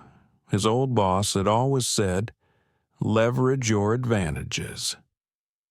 He'd done it once, chasing growth charts until the lines blurred and everything else in his life fell into the white space beneath them. Now, staring at the empty seats visible through the auditorium door, Jason realized he did have something. Not a quick fortune, but ideas, patterns, a sense for what made people choose one thing over another. Mystery Night had nudged the needle a little. Maybe it wasn't fast enough. Maybe it still wasn't enough. But giving up on it to hand the place over to Caldwell's carefully pressed suit? The thought made his stomach twist. He was still standing there, turning that knot over, when Rosie slammed into the lobby through the side door, almost dropping the stack of Herald copies she was carrying. Extra delivery, she puffed, cheeks flushed from the walk. Ink rubbed off on her fingers where the pages had shifted. Sullivan said if folks come for Mystery Night, he might make it a regular column. She dumped the papers on the counter, then noticed his expression. What happened? He hesitated. We had visitors, from the bank, and a theater company. Her face went pale under the freckles. They want to take it, don't they? They want to buy the building, he said, or make it too expensive for your mom to stay. For a heartbeat, anger flared bright in her eyes, hot and fragile. Then it cooled into something steadier. Then we make it so packed they'd be fools to tear it down, she said. The bravado in her voice couldn't quite hide the tremor. We fill every seat for Mystery Night and every night after that. Jason almost smiled at her stubbornness. Working on it, he said. Later, when the first show had started and the lobby sat empty, but for the ticking clock and the faint, muffled dialogue from beyond the doors, Jason retreated upstairs to his little room. He needed air, space, a place to think without Rosie's hopeful eyes or Margaret's tight jawline in front of him. He sat on the edge of the bed and stared at the small collection of objects lined up on the dresser. His dead smartphone, its black glass inert, the slim metal watch that no longer kept any useful time, a few folded slips of paper covered in cramped handwriting, notes he'd written in a panic that first night, trying to map out what he remembered of the decades to come. Names of companies, dates of innovations, disconnected fragments from a future that suddenly felt very far away. He picked up the phone, turning it over in his hands. Without a charger, it was a sleek, useless stone. But even dead, it screamed of a world that didn't exist yet. The floorboard outside creaked. Jason turned. Rosie stood in the doorway, one hand on the frame. She must have come up as quietly as she could, but at the last plank, the old wood had tattled. She wore her work skirt and a blouse with sleeves rolled just below the elbow, a smudge of popcorn oil darkening one hem. Her camera hung at her side, but it was the look on her face that caught him, a mix of curiosity and something sharper. "I knocked," she said. "You didn't answer." "Sorry," he said, setting the phone down a little too quickly. Her gaze dropped to the dresser, to the black rectangle, the strange watch, the notes. "What is that?" she asked, stepping into the room. "Just things I had with me," he said. She reached out before he could stop her, fingers brushing the smooth glass. "It doesn't look like anything I've ever seen," she murmured. "No buttons, no dials, and that—" Her eyes flicked to the folded paper. "Internet? Silicon Valley? You write like those words should mean something." Jason's mouth went dry. Rosie lifted her eyes to his, and they were no longer just curious. They were demanding, fierce in that way only a 17-year-old's could be. "You lied about a lot of things when you showed up here," she said softly. "You said you came from the city and just woke up on the beach, but I've been watching you. You talk like you're used to a different world. You think in plans. You know what people will like before they do." She picked up the dead phone, holding it carefully like it might bite. "And you carry things that look like they fell off a spaceship." The room suddenly felt very small. Jason could hear his own heartbeat, the distant murmur of the film downstairs, the soft hiss of the sea through the partly open window. "Jason," Rosie said, his name tight with a mix of fear and excitement. "Who are you really?" The question hung between them like a held breath, and Jason realized with a sinking certainty that whatever he said next would change everything. Chapter 6. Confession Under the Marquee. For a long moment, Jason could only hear the muted murmur of the movie downstairs and the steady ticking of the little wall clock above the door. Rosie's question hung in the cramped room like a held breath. She stood just inside the threshold, one hand still on the door frame, curls frizzing slightly from the humid sea air, camera strap cutting diagonally across her blouse. Her fingers tightened around the dead rectangle of his phone as if it were some sort of evidence. He sat forward on the narrow bed, elbows on his knees, feeling suddenly exposed under the slanting light from the window. 32 years of habits. Deflect, joke, say just enough to be plausible. Rose up automatically. But something in her face stopped him. For all her suspicion, there was also fear, and beneath that, a fierce kind of trust he hadn't earned yet, but desperately didn't want to break. "If I tell you," he said slowly, "you can't tell me I'm crazy halfway through and walk out." She lifted her chin. "I already think you're crazy," she said, voice tight, "but I'm still here." "Fair." He let out a breath he hadn't realized he was holding. "Okay, the short version? I wasn't lying about the elevator, but I wasn't just coming from the city. I was coming from 75 years from now." Rosie stared at him. For a second, her face went blank, as if her brain had simply refused to process the words. Then color flooded her cheeks. "That's not funny," she snapped. "You think I'm a child?" "No," he said, sharper than he meant, then softened his tone. "I think you're smarter than anyone gives you credit for, which is exactly why I know I can't just keep making up half-truths. You've seen things. You've seen me." He nodded toward her bag. "You keep notes on everything, so think about it. Do I act like someone who grew up with this world?" Her eyes flicked over him. The clothes that didn't quite match anything in the shops, the slang that slipped out, the way he kept looking for light switches that weren't where he expected, or reaching for pockets that should have held technology that hadn't been invented yet. "Say, I believe you for 10 seconds, she said. "Prove it." He swallowed. "In a few weeks," he said, "this country's going to be talking about a war in a place called Korea. You've probably never heard of it. Most people haven't yet. But soon, boys will ship out, and there will be newsreels and headlines and families waiting at docks." She frowned. "You could have read a magazine." "Sure," he said.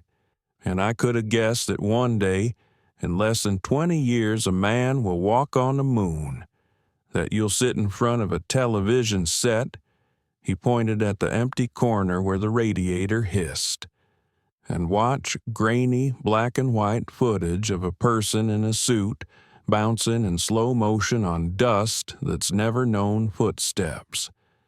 I could have guessed that people will carry telephones in their pockets, and those phones will let them talk to someone on the other side of the world, or take pictures, or read whole books without touching a printed page. I could have guessed that there will be more screens than trees in some cities. As he spoke, something changed in her face. Skepticism warred with a dawning, horrified awe. "You're making that up," she said, but there was less certainty in it now. He picked up his dead phone, turned it in his hands, and passed it carefully back to her. "This," he said, "where I come from, almost everyone has one. You can call it a telephone, but it's more like a tiny library, a map, a camera, a theater, a typewriter, a post office, 1,000 things all at once. We call it a smartphone." She ran her thumb along the smooth glass. "And it's all inside," she whispered. "Was," he corrected. "Now it's just a very expensive paperweight." She set it down as if it might shatter. "If this is true," she said quietly, "why are you here? Why Harbor Point? Why us?" "I don't know," he admitted. The helplessness of that answer hit him fresh every time. "I was in my office.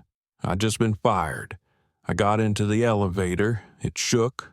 There was this light. And then—" He gestured vaguely toward the window, the beach beyond it. "Sand. Ocean. Your mother telling me I looked like I'd lost a fight with the storm." Rosie sank onto the chair opposite the bed, the springs complaining under her weight. She pressed her palms to her knees, grounding herself.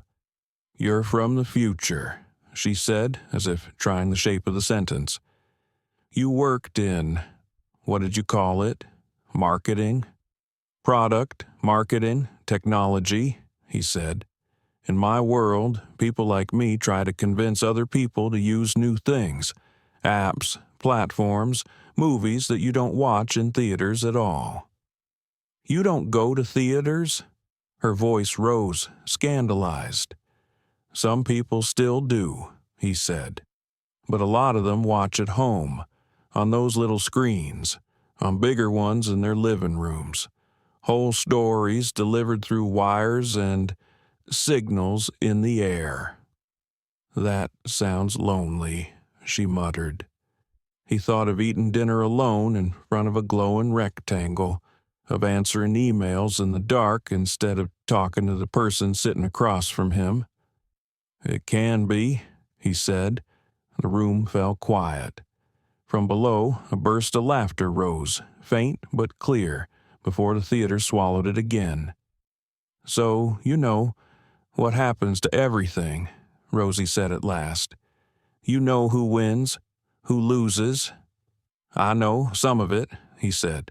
"History, big things. I don't know what happens to this town, to your mother, to Frank, to you." She looked at her camera, hanging heavy against her ribs. "Are there women like me, in your time?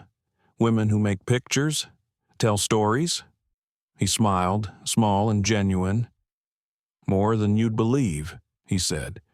"Not enough, but more. Some of the biggest films are made by women. Some of the best photographs, the most famous reporters. They fight like hell to be taken seriously, same as you did in Sullivan's office. But they're there." Something fierce sparked in her eyes again, this time lit from within. "If I lived then, you'd be terrifying," he said, "in a good way." She absorbed that, a little color creeping back into her cheeks. Then the practical part of her reasserted itself. "But you don't know how you got here," she said. "Or if you can go back." "No," he said, "I don't. And even if I did, right now, It wouldn't change the fact that your mom's got a landlord with dollar signs for eyes breathing down her neck." She blinked at the sudden pivot. "You heard all of it." "Enough," he said. "I know we have until the end of summer before Harris makes up his mind. Caldwell wants to turn this place into a Pacific Star outpost." Rosie twisted the camera strap in her hands. "Mom thinks I don't understand," she said, "but I hear her at night, counting, worrying. She wants me safe, so she keeps me close. But it's killing her to watch this place fade." Jason scrubbed a hand over his face. "Where I come from, when you can't outspend someone, you try to out-heart them," he said. "You build something they can't copy, because it's not about the building, it's about the people. Caldwell can put in new seats and a bigger screen. He can't buy your memories, or your mom's, or Frank's." She looked at him sharply. "What are you saying?" "I'm saying we stop thinking about this as just a theater." He stood, the narrow room suddenly too small for the ideas pressing against his ribs. "We make it the place where the entire town's stories live, not just watching movies from somewhere else, but sharing their own, like a festival." "A festival?" She raised an eyebrow. "An event," he said, pacing a step, then back. "Bigger than Mystery Night. One night, maybe a weekend, where we invite everyone to bring something. Stories, songs, short films if we can manage, photographs, anything. We show a couple of good pictures, sure, but between reels we put Harbor Point on that screen. We make the lighthouse the heart of the town on purpose, not by accident." Rosie chewed that over, eyes distant. "We could use the projector to show some of my photos," she said slowly, "if Frank can figure out how. And Tommy's always talking about wanting to be on stage. He'd probably tell some ridiculous story just to hear himself echo. And Mrs. Klein would come complain loudly about something," Jason added, "which means everyone would hear. She'd brag to her friends that she was the first face on the wall," Rosie corrected. They shared a brief grin. Then her expression turned serious again. "We can't do this without Mom," she said. "It's her theater." "I know," he said. "We talked to her, to Frank, tonight, after the last show, under the sign." That evening, the sky over Harbor Point turned the color of bruised peaches as the sun sank, bathing the lighthouse facade in pink and gold. After the last patrons had drifted away and Frank had shut down the projector, Margaret stepped outside to flip the switch for the marquee lights. The bulbs sputtered, then glowed in uneven rows, casting a warm halo over the sidewalk. Jason and Rosie waited there, leaning against the cool brick. The salt-scented air moved around them, carrying faint music from a radio in the diner down the block. Margaret eyed them both as she joined them under the sign. She'd taken off her apron, but the long day still clung to her in the way her shoulders slumped and her hair had come loose around her face. "If this is about the rent again," she said, "I already know more than I want to." "It's about what we can do before then," Jason said. "Beyond Mystery Night," Rosie added. Frank emerged a moment later, locking the side door. He pocketed the key with a practiced motion and came to stand slightly apart, hands in his jacket pockets. In the marquee glow, the scar along his temple was a pale line, his gray eyes unreadable but attentive. Jason told them. Not all of it. Not about elevators and smartphones and wars he'd only read about in history books. But enough. Harris's threat, Caldwell's offer, the reality that normal days weren't going to save them. Then he laid out the idea. A festival, Margaret repeated when he finished, tone flat. Where people, what? Tell stories? Where they see themselves up there, he said, nodding toward the darkened screen beyond the wall. We lean into what makes this place different from a Pacific Star Palace. You know your regulars by name. Rosie can show her photos. Frank can talk about what it's like to sit where no one else sits, watching them all. We invite the church choir to sing between reels, the high school kids to perform a scene. We charge admission, but we also put out a jar, a way for people to put their money where their memories are. It's a lot of work, Margaret said. Doing nothing is a lot of work, too, Frank put in quietly. His voice was slow, with the weight of someone who measured his words. Mopping floors for a place that's dying? He shrugged one worn shoulder. If we're gonna go out, I'd rather go out making noise. Rosie turned to her mother, face earnest. You always said this theater was Dad's dream, she said, that he believed people needed a place to sit together in the dark and remember they weren't alone. This is that. Just louder. A long silence followed. Cars rolled by on the street, headlights briefly slicing through the glow. Somewhere a dog barked. Margaret looked up at the lighthouse sign. At the chipped paint and the flickering bulbs, she'd changed herself more times than she could count. When she spoke, her voice was softer than Jason expected. When your father first talked about buying this place, she said, everyone told him he was a fool. Television will kill the movies, they said. People won't come out anymore. He looked at me and said, maybe, but I'd rather build a room for hope than sit home waiting for the world to decide what happens to us. She blinked hard and squared her shoulders. All right, we'll give your festival a try. One night. We don't have the money or time for more. We'll need posters, a schedule, something in the Herald again. And we'd better make sure the projector doesn't die in the middle of someone's big moment. She shot Frank a look. He smiled, a small, rare thing. I'll talk nice to her, he said, patting the wall as if the machine could hear. Rosie let out a breath that came out half laugh, half sob. We'll make Harbor Point show up, she said.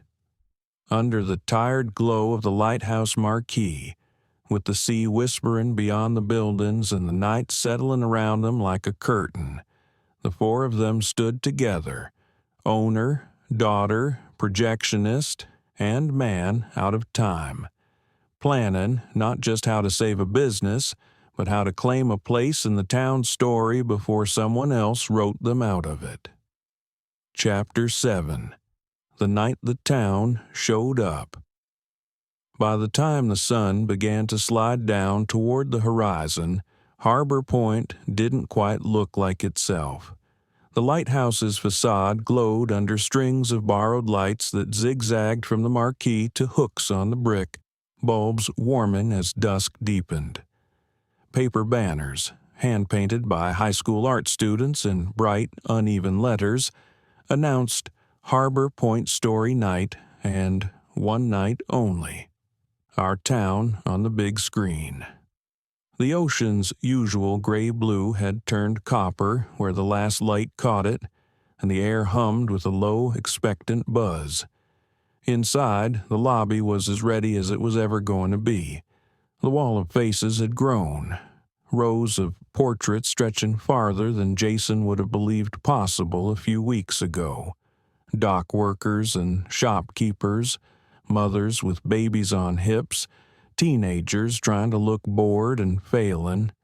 Underneath each, Rosie's neat captions turned them from anonymous customers into tiny legends.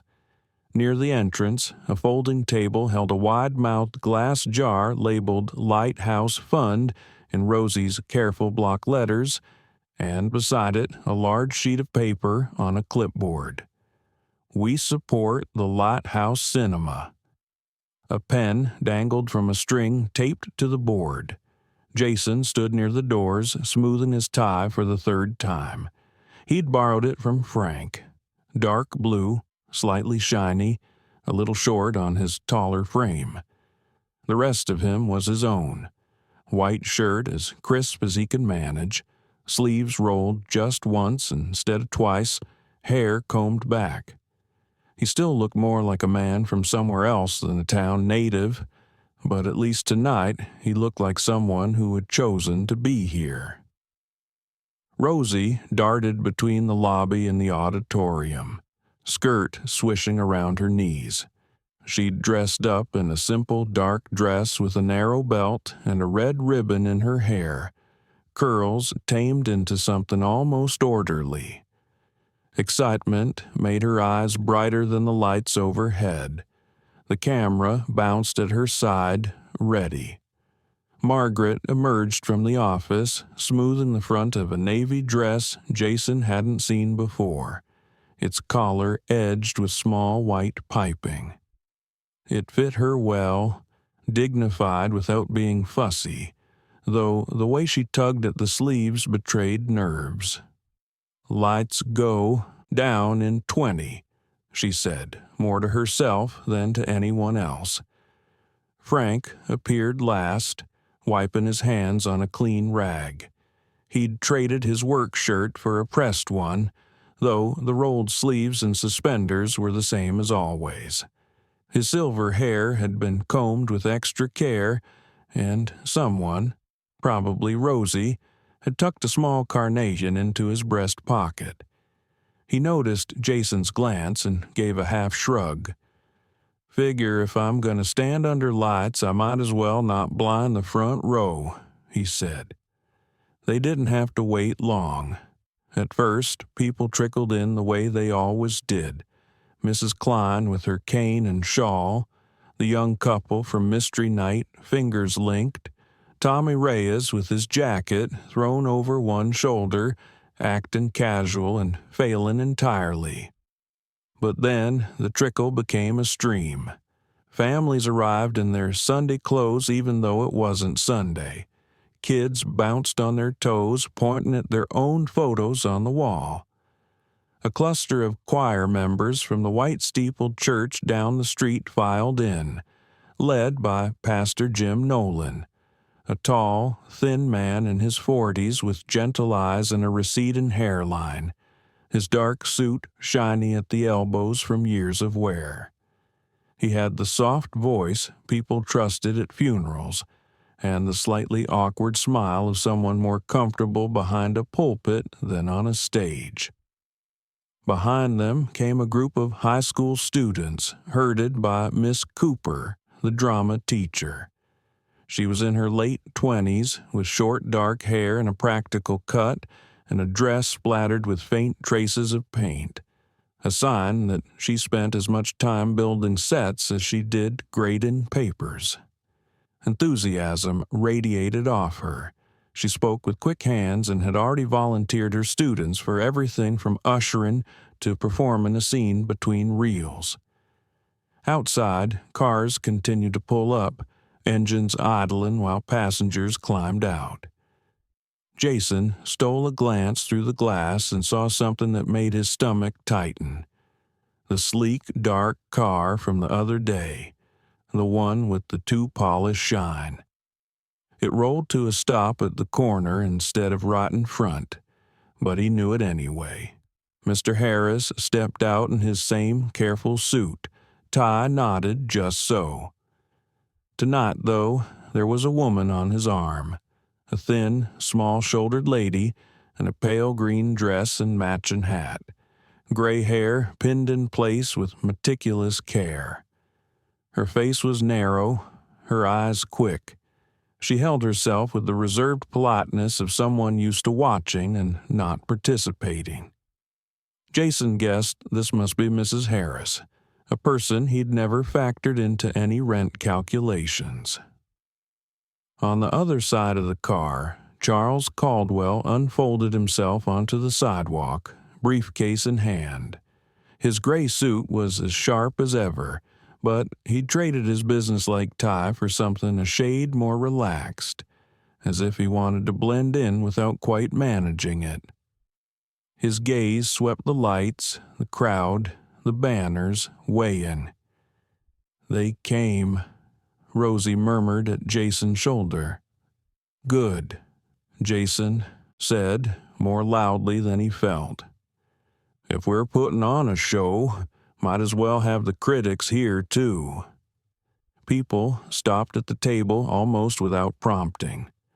Coins and folded bills began to pile up in the jar with soft clinks and rustles. Names filled the signature sheet in loops and blocky letters. Barbers and teachers, fishermen and housewives, teenagers who probably weren't old enough to sign contracts but desperately wanted to put ink on the line. Mrs. Klein planted her cane, took the pen, and wrote her name in firm, decisive strokes, then dropped a crinkled bill into the jar. "If they touch this place, they'll have to go through me," she informed anyone in earshot.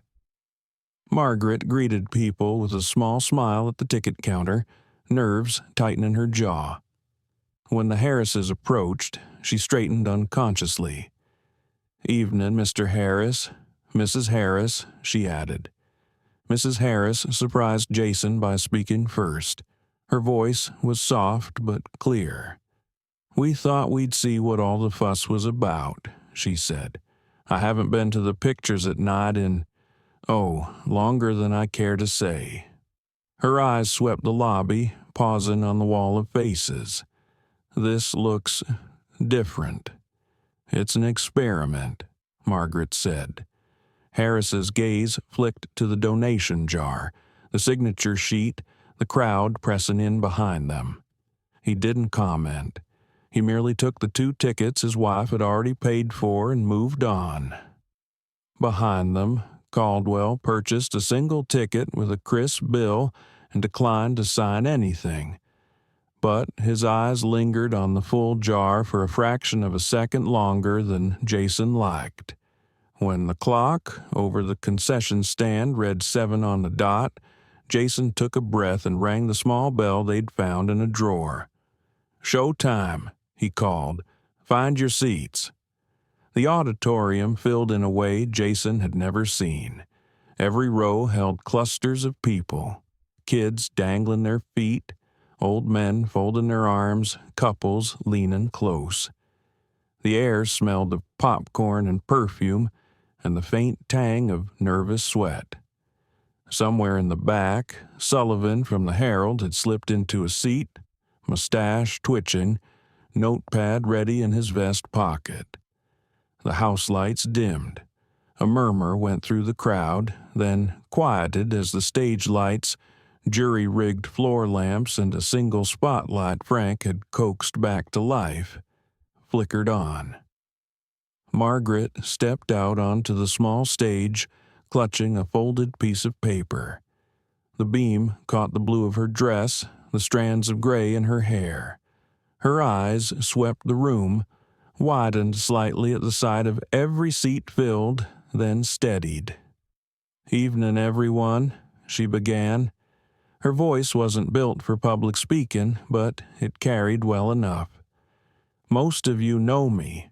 For those who don't, I'm Margaret Hayes. I've been sweeping popcorn out of these aisles and changing reels upstairs for longer than I care to count." A ripple of laughter loosened the room. "Tonight isn't just about movies from far away. It's about us, about this town, about the moments we've shared in the dark, watching stories together. We wanted to see what would happen if we put some of our stories up there, too." She nodded toward the projection booth. "So, here we go." Lights dimmed further. For a heartbeat, the theater was pure black.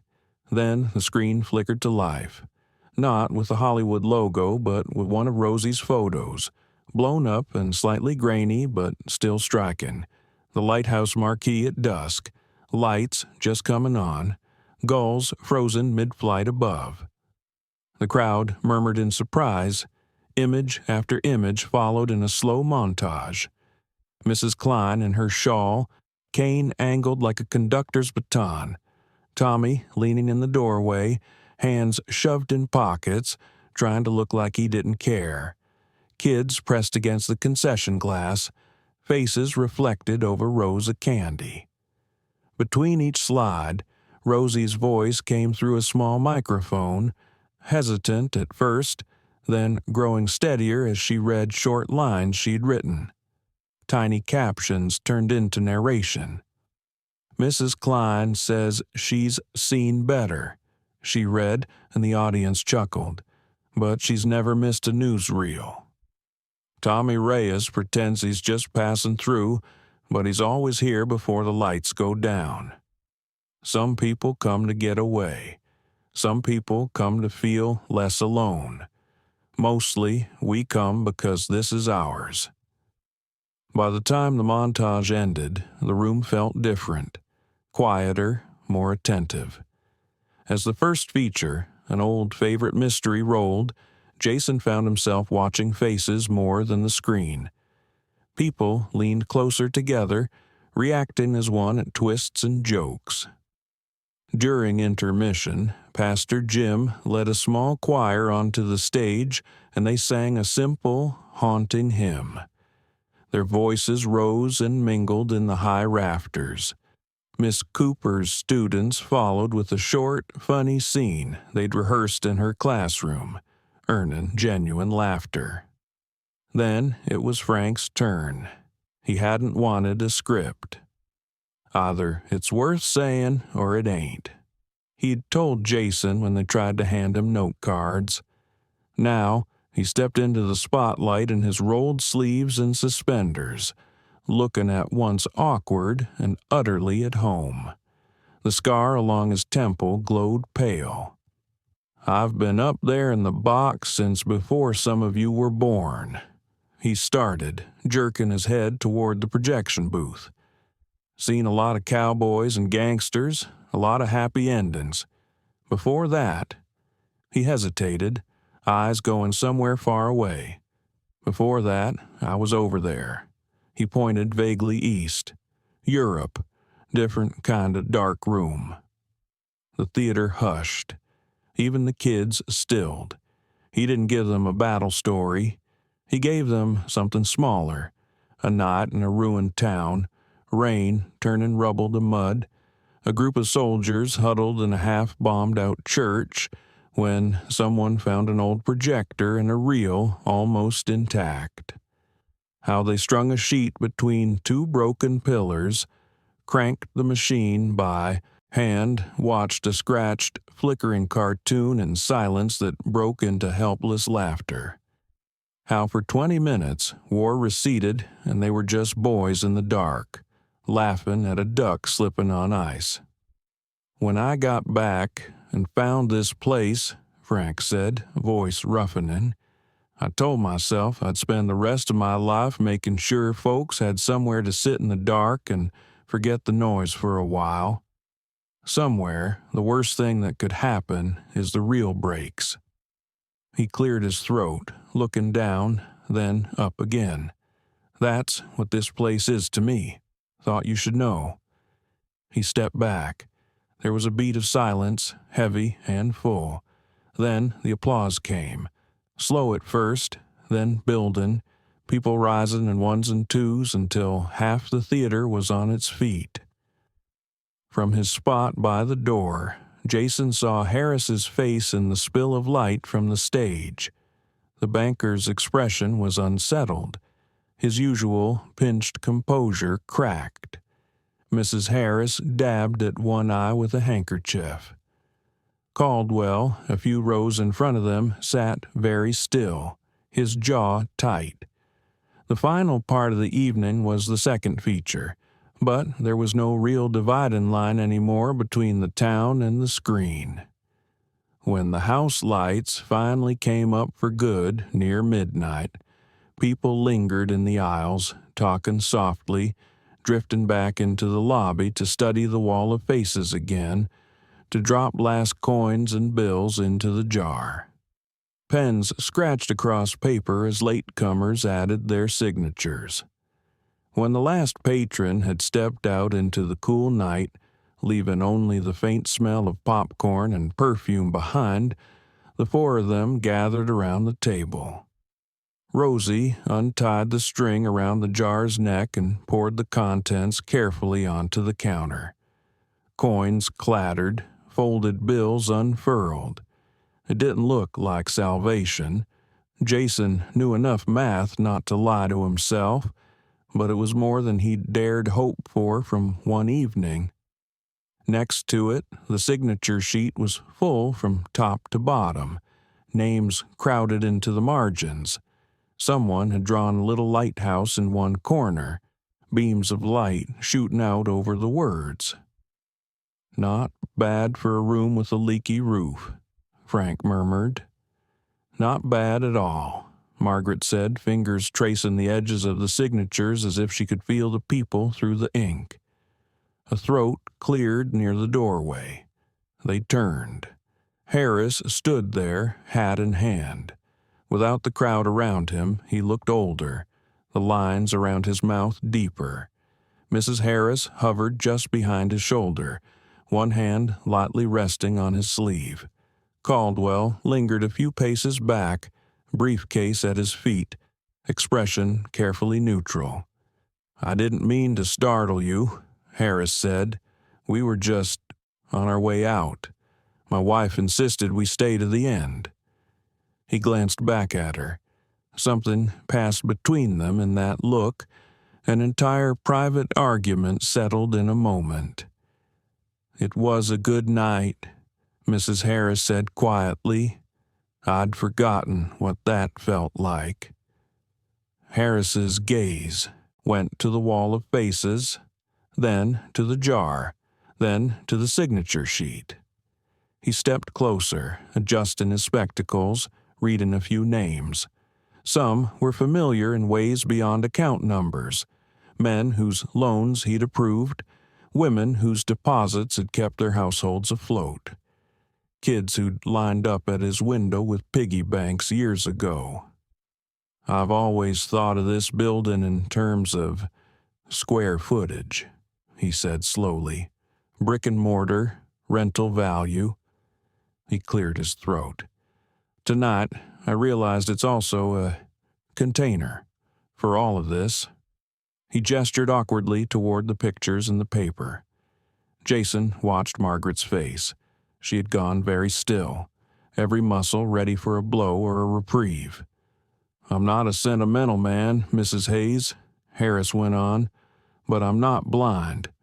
Whatever Pacific Star might build here, it wouldn't be this. And if I signed over this property, I suspect I'd have half the town at my door asking why."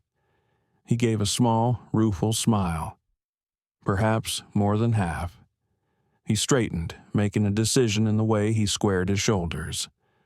"So, when your lease comes up at the end of summer, we'll renew it. 5 years. He inhaled, then added, "At a rate you can manage. We'll work out the numbers at the bank, but tonight has persuaded me that the lighthouse is worth more to Harbor Point alive than sold." For a second, no one spoke. Then Margaret's hand flew to her mouth. Her eyes glistened, but her voice stayed steady.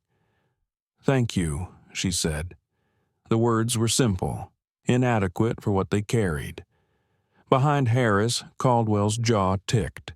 He recovered quickly, stepping forward with a smooth shrug. "It seems the town has spoken," he said lightly.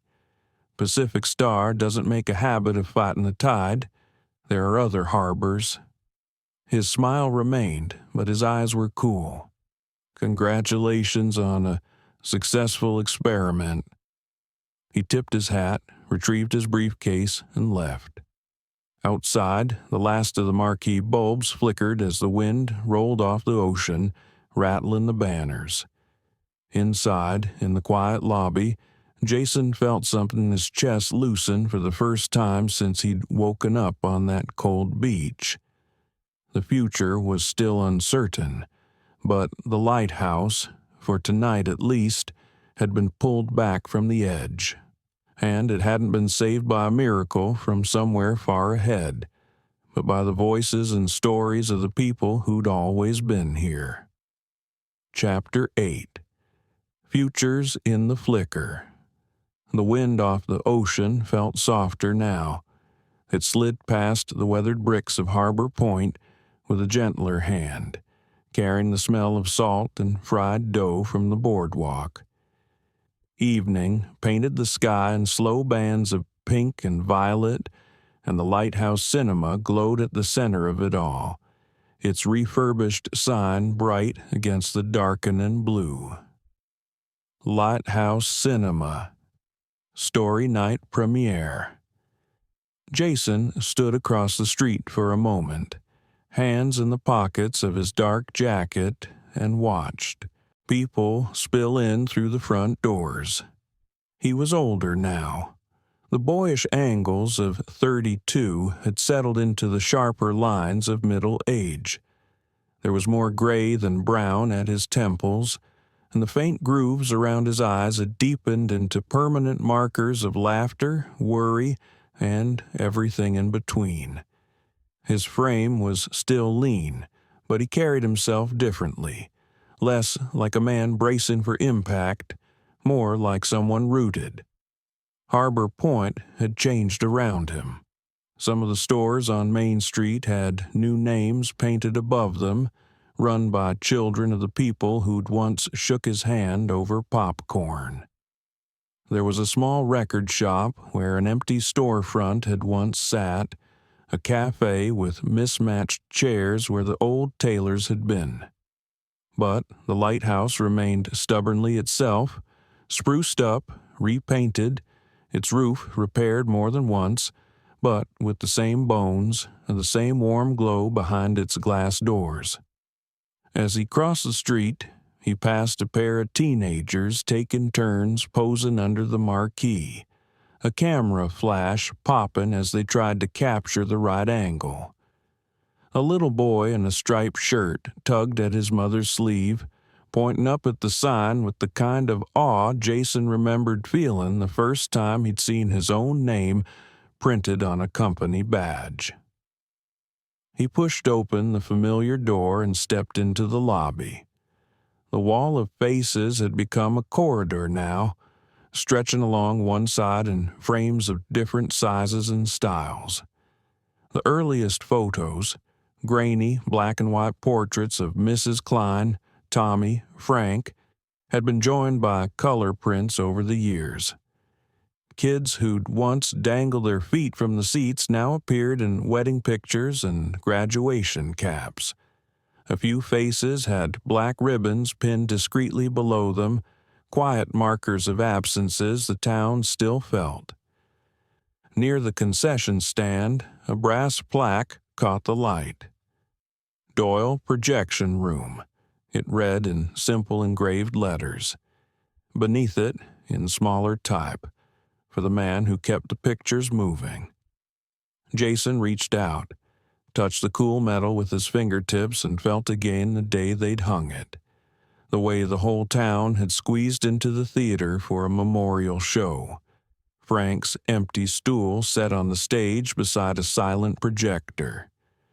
The old man had gone the way he'd lived, quietly, without fuss, fallen asleep in his chair after a late show and simply not waking up. For weeks afterward, Jason had caught himself listening for the particular cadence of Frank's footsteps on the stairs. "You still do that," a voice said beside him. "Touch the plaque every time you come in." He turned. Margaret stood there, her navy dress swapped for a deep burgundy tonight, a thin silver necklace at her throat. Time had traced more lines on her face, too, but it had also softened something in her. The constant tightness around her eyes was gone, replaced by a steadier calm. "Superstition," Jason said lightly. "If I don't, the projector will jam. That's because you never oil it on schedule," she said, but her smile undercut the scold. "Big night. Biggest one yet," he said. They both looked toward the auditorium doors. Beyond them, the murmur of an eager crowd rose and fell. Locals, of course, but tonight there were also people from farther up the coast, from the city. Voices with different cadences, clothes a little sharper, a few unfamiliar faces with lanyards and notepads. Word had traveled. He glanced at Margaret. "You okay?" She took a breath, let it out slowly. "I've survived worse than a sold-out show," she said. "Besides, this one's hers." Hers. Jason felt a flicker of nerves that had nothing to do with projector bulbs. "Is she here yet?" he asked. "Out back," Margaret said, "pacing holes in my floor." He found her in the alley behind the theater, where the smell of dumpsters and sea salt blended into something oddly nostalgic. Rosie Hayes. No, Rose Hayes now, if you believe the film magazines stacked on the Herald's office table, stood with her back against the brick, one foot propped, smoking a cigarette down to its last inch. She'd grown into herself in the years since she'd left. The angles of 17 had turned into something surer. Her tall, slim frame carried a long coat over a simple black dress, the kind city women seemed to favor when they wanted to look like they belonged anywhere. Her hair was shorter, cut into a chin-length wave that curled around her face, a streak of lighter auburn catching the alley light. A camera still hung at her side by a worn leather strap, upgraded but no less attached to her than the old one had been. Her brown eyes, when she looked up at him, had the same sharpness, now tempered with experience. "You're late," she said, but her mouth curved. "I'm on time," Jason replied. "You're early." She flicked ash into an empty coffee can, then crushed the cigarette under her heel. "Old habit," she said. "City premieres. You show up early and hope no one notices you're checking how many seats are empty." "Tonight you won't have that problem," he said. "We had to turn people away for the first time since ever." She pushed off the wall and walked toward him, coat swaying. Up close, he could see the faint circles under her eyes, half hidden under carefully applied makeup. "I've done festival Q&As, Jason," she said. "Stood in front of strangers with clipboards and people who think they know my work better than I do. But this," she jerked her head toward the back door, "this is worse." "It's home," he said. "Exactly." Her laugh was quick and breathy. "If they hate it, I can't blame the market. I'll have to blame myself for telling our story wrong." He studied her for a moment. "It's your story," he said, "and theirs, and maybe a little bit mine.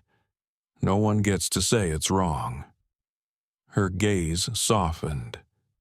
"When I left," she said, "I thought I'd be running away from this place. Turns out I've been walking in circles back to it." He remembered the day she'd gone. It had been early morning, a gray sky just beginning to pinken. The bus to the city had idled by the curb, steam curling from its tailpipe. Rosie, at 18, had stood there with a battered suitcase and a scholarship letter folded in her pocket, hands shaking as she hugged Margaret, as she hugged him.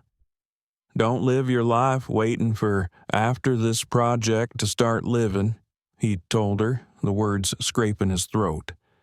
"Let your work make your world bigger, not smaller." She had looked at him with tears in her eyes and said, "Then you'd better do the same." Now, in the alley, she tilted her head. "You did, you know," she said quietly. "Make your world bigger. This place, it's more than a job." "I noticed," he said. They went inside together. In the lobby, a small cluster of people waited for her. Tommy Reyes, thicker in the middle now, hair receding but eyes still bright, stood with his wife and 2 kids, grinning like he'd built the projector himself. Miss Cooper, a few more lines and a few more former students under her wing, clasped Rosie's hands and told her she'd always known. Sullivan, mustache grayer but still sharp, hovered near the back with a notebook, pretending he wasn't there to be proud. A man in his early 30s stepped forward from the group by the door, straightening his tie. He was of medium height, with brown skin and close-cropped black hair, glasses perched on a strong nose. He wore a dark suit that fit, but his shoulders had the slight slump of someone more comfortable behind a camera than in front of people. "Rose," he said, "they're ready whenever you are." "This is Daniel," she told Jason, "my producer.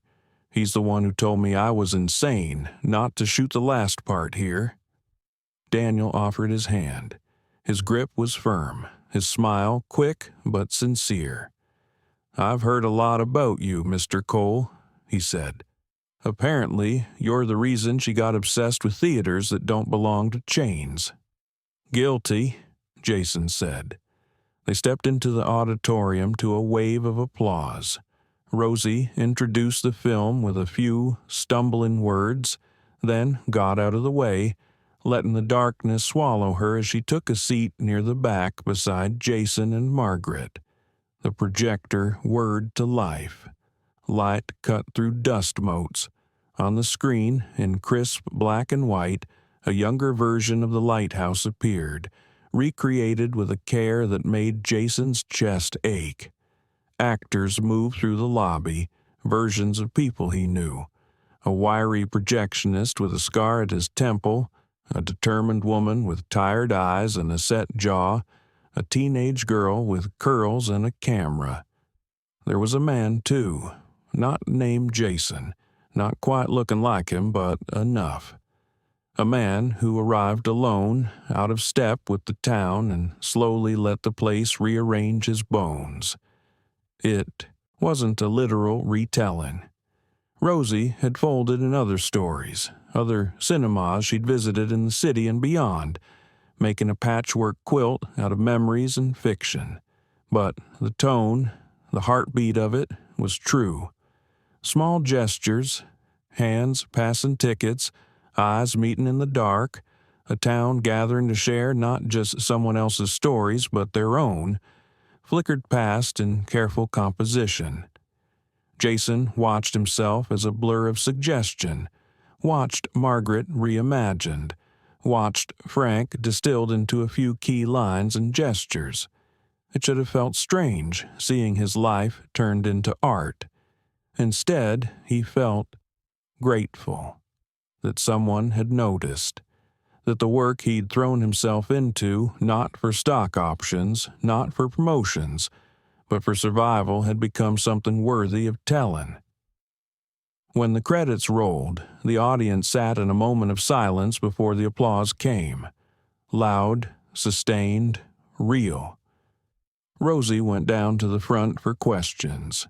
People asked about lighting and actors and whether that one scene really happened.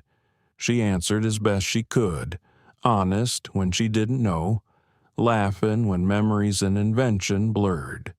She never said time travel, never pointed at Jason and declared his secret.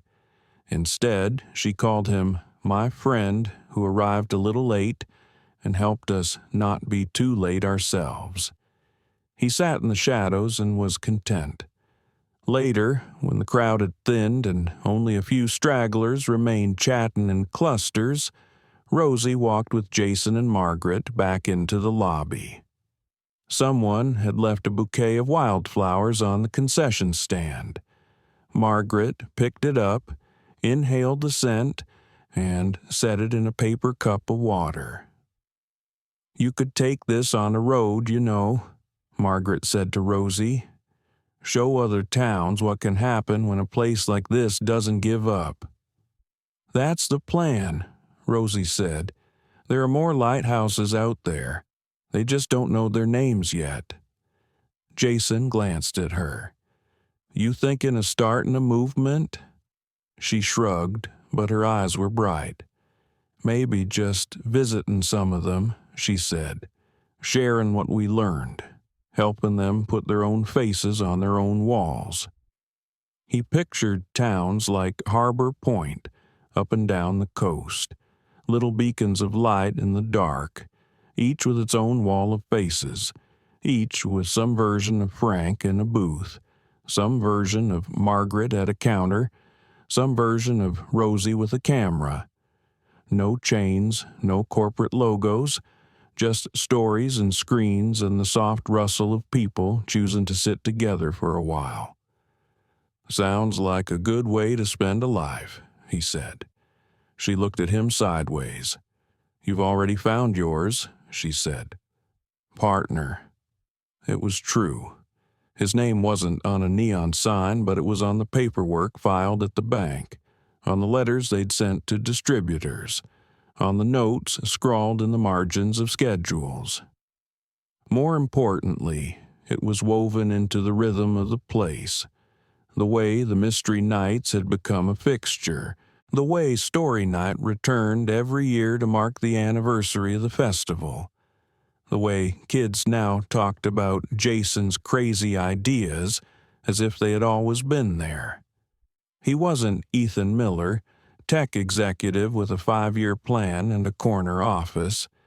He was Jason Cole, co-owner of a stubborn little cinema by the sea, and for the first time in any version of his life, the title fit.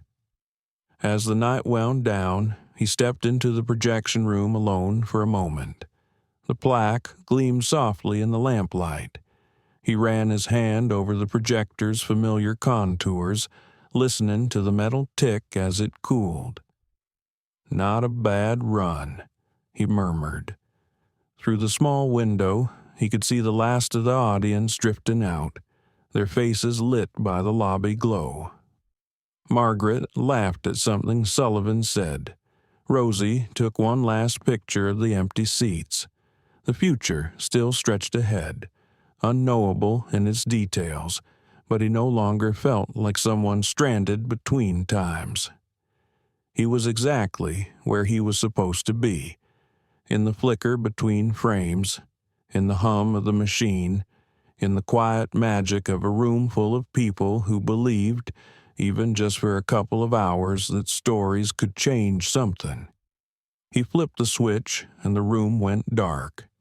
In the end, this story is not really about time travel or old movies.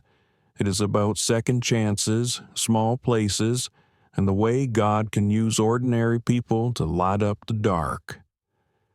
Jason thought his life was over in a glass tower, and God quietly gave him a new beginning in a forgotten little cinema by the sea.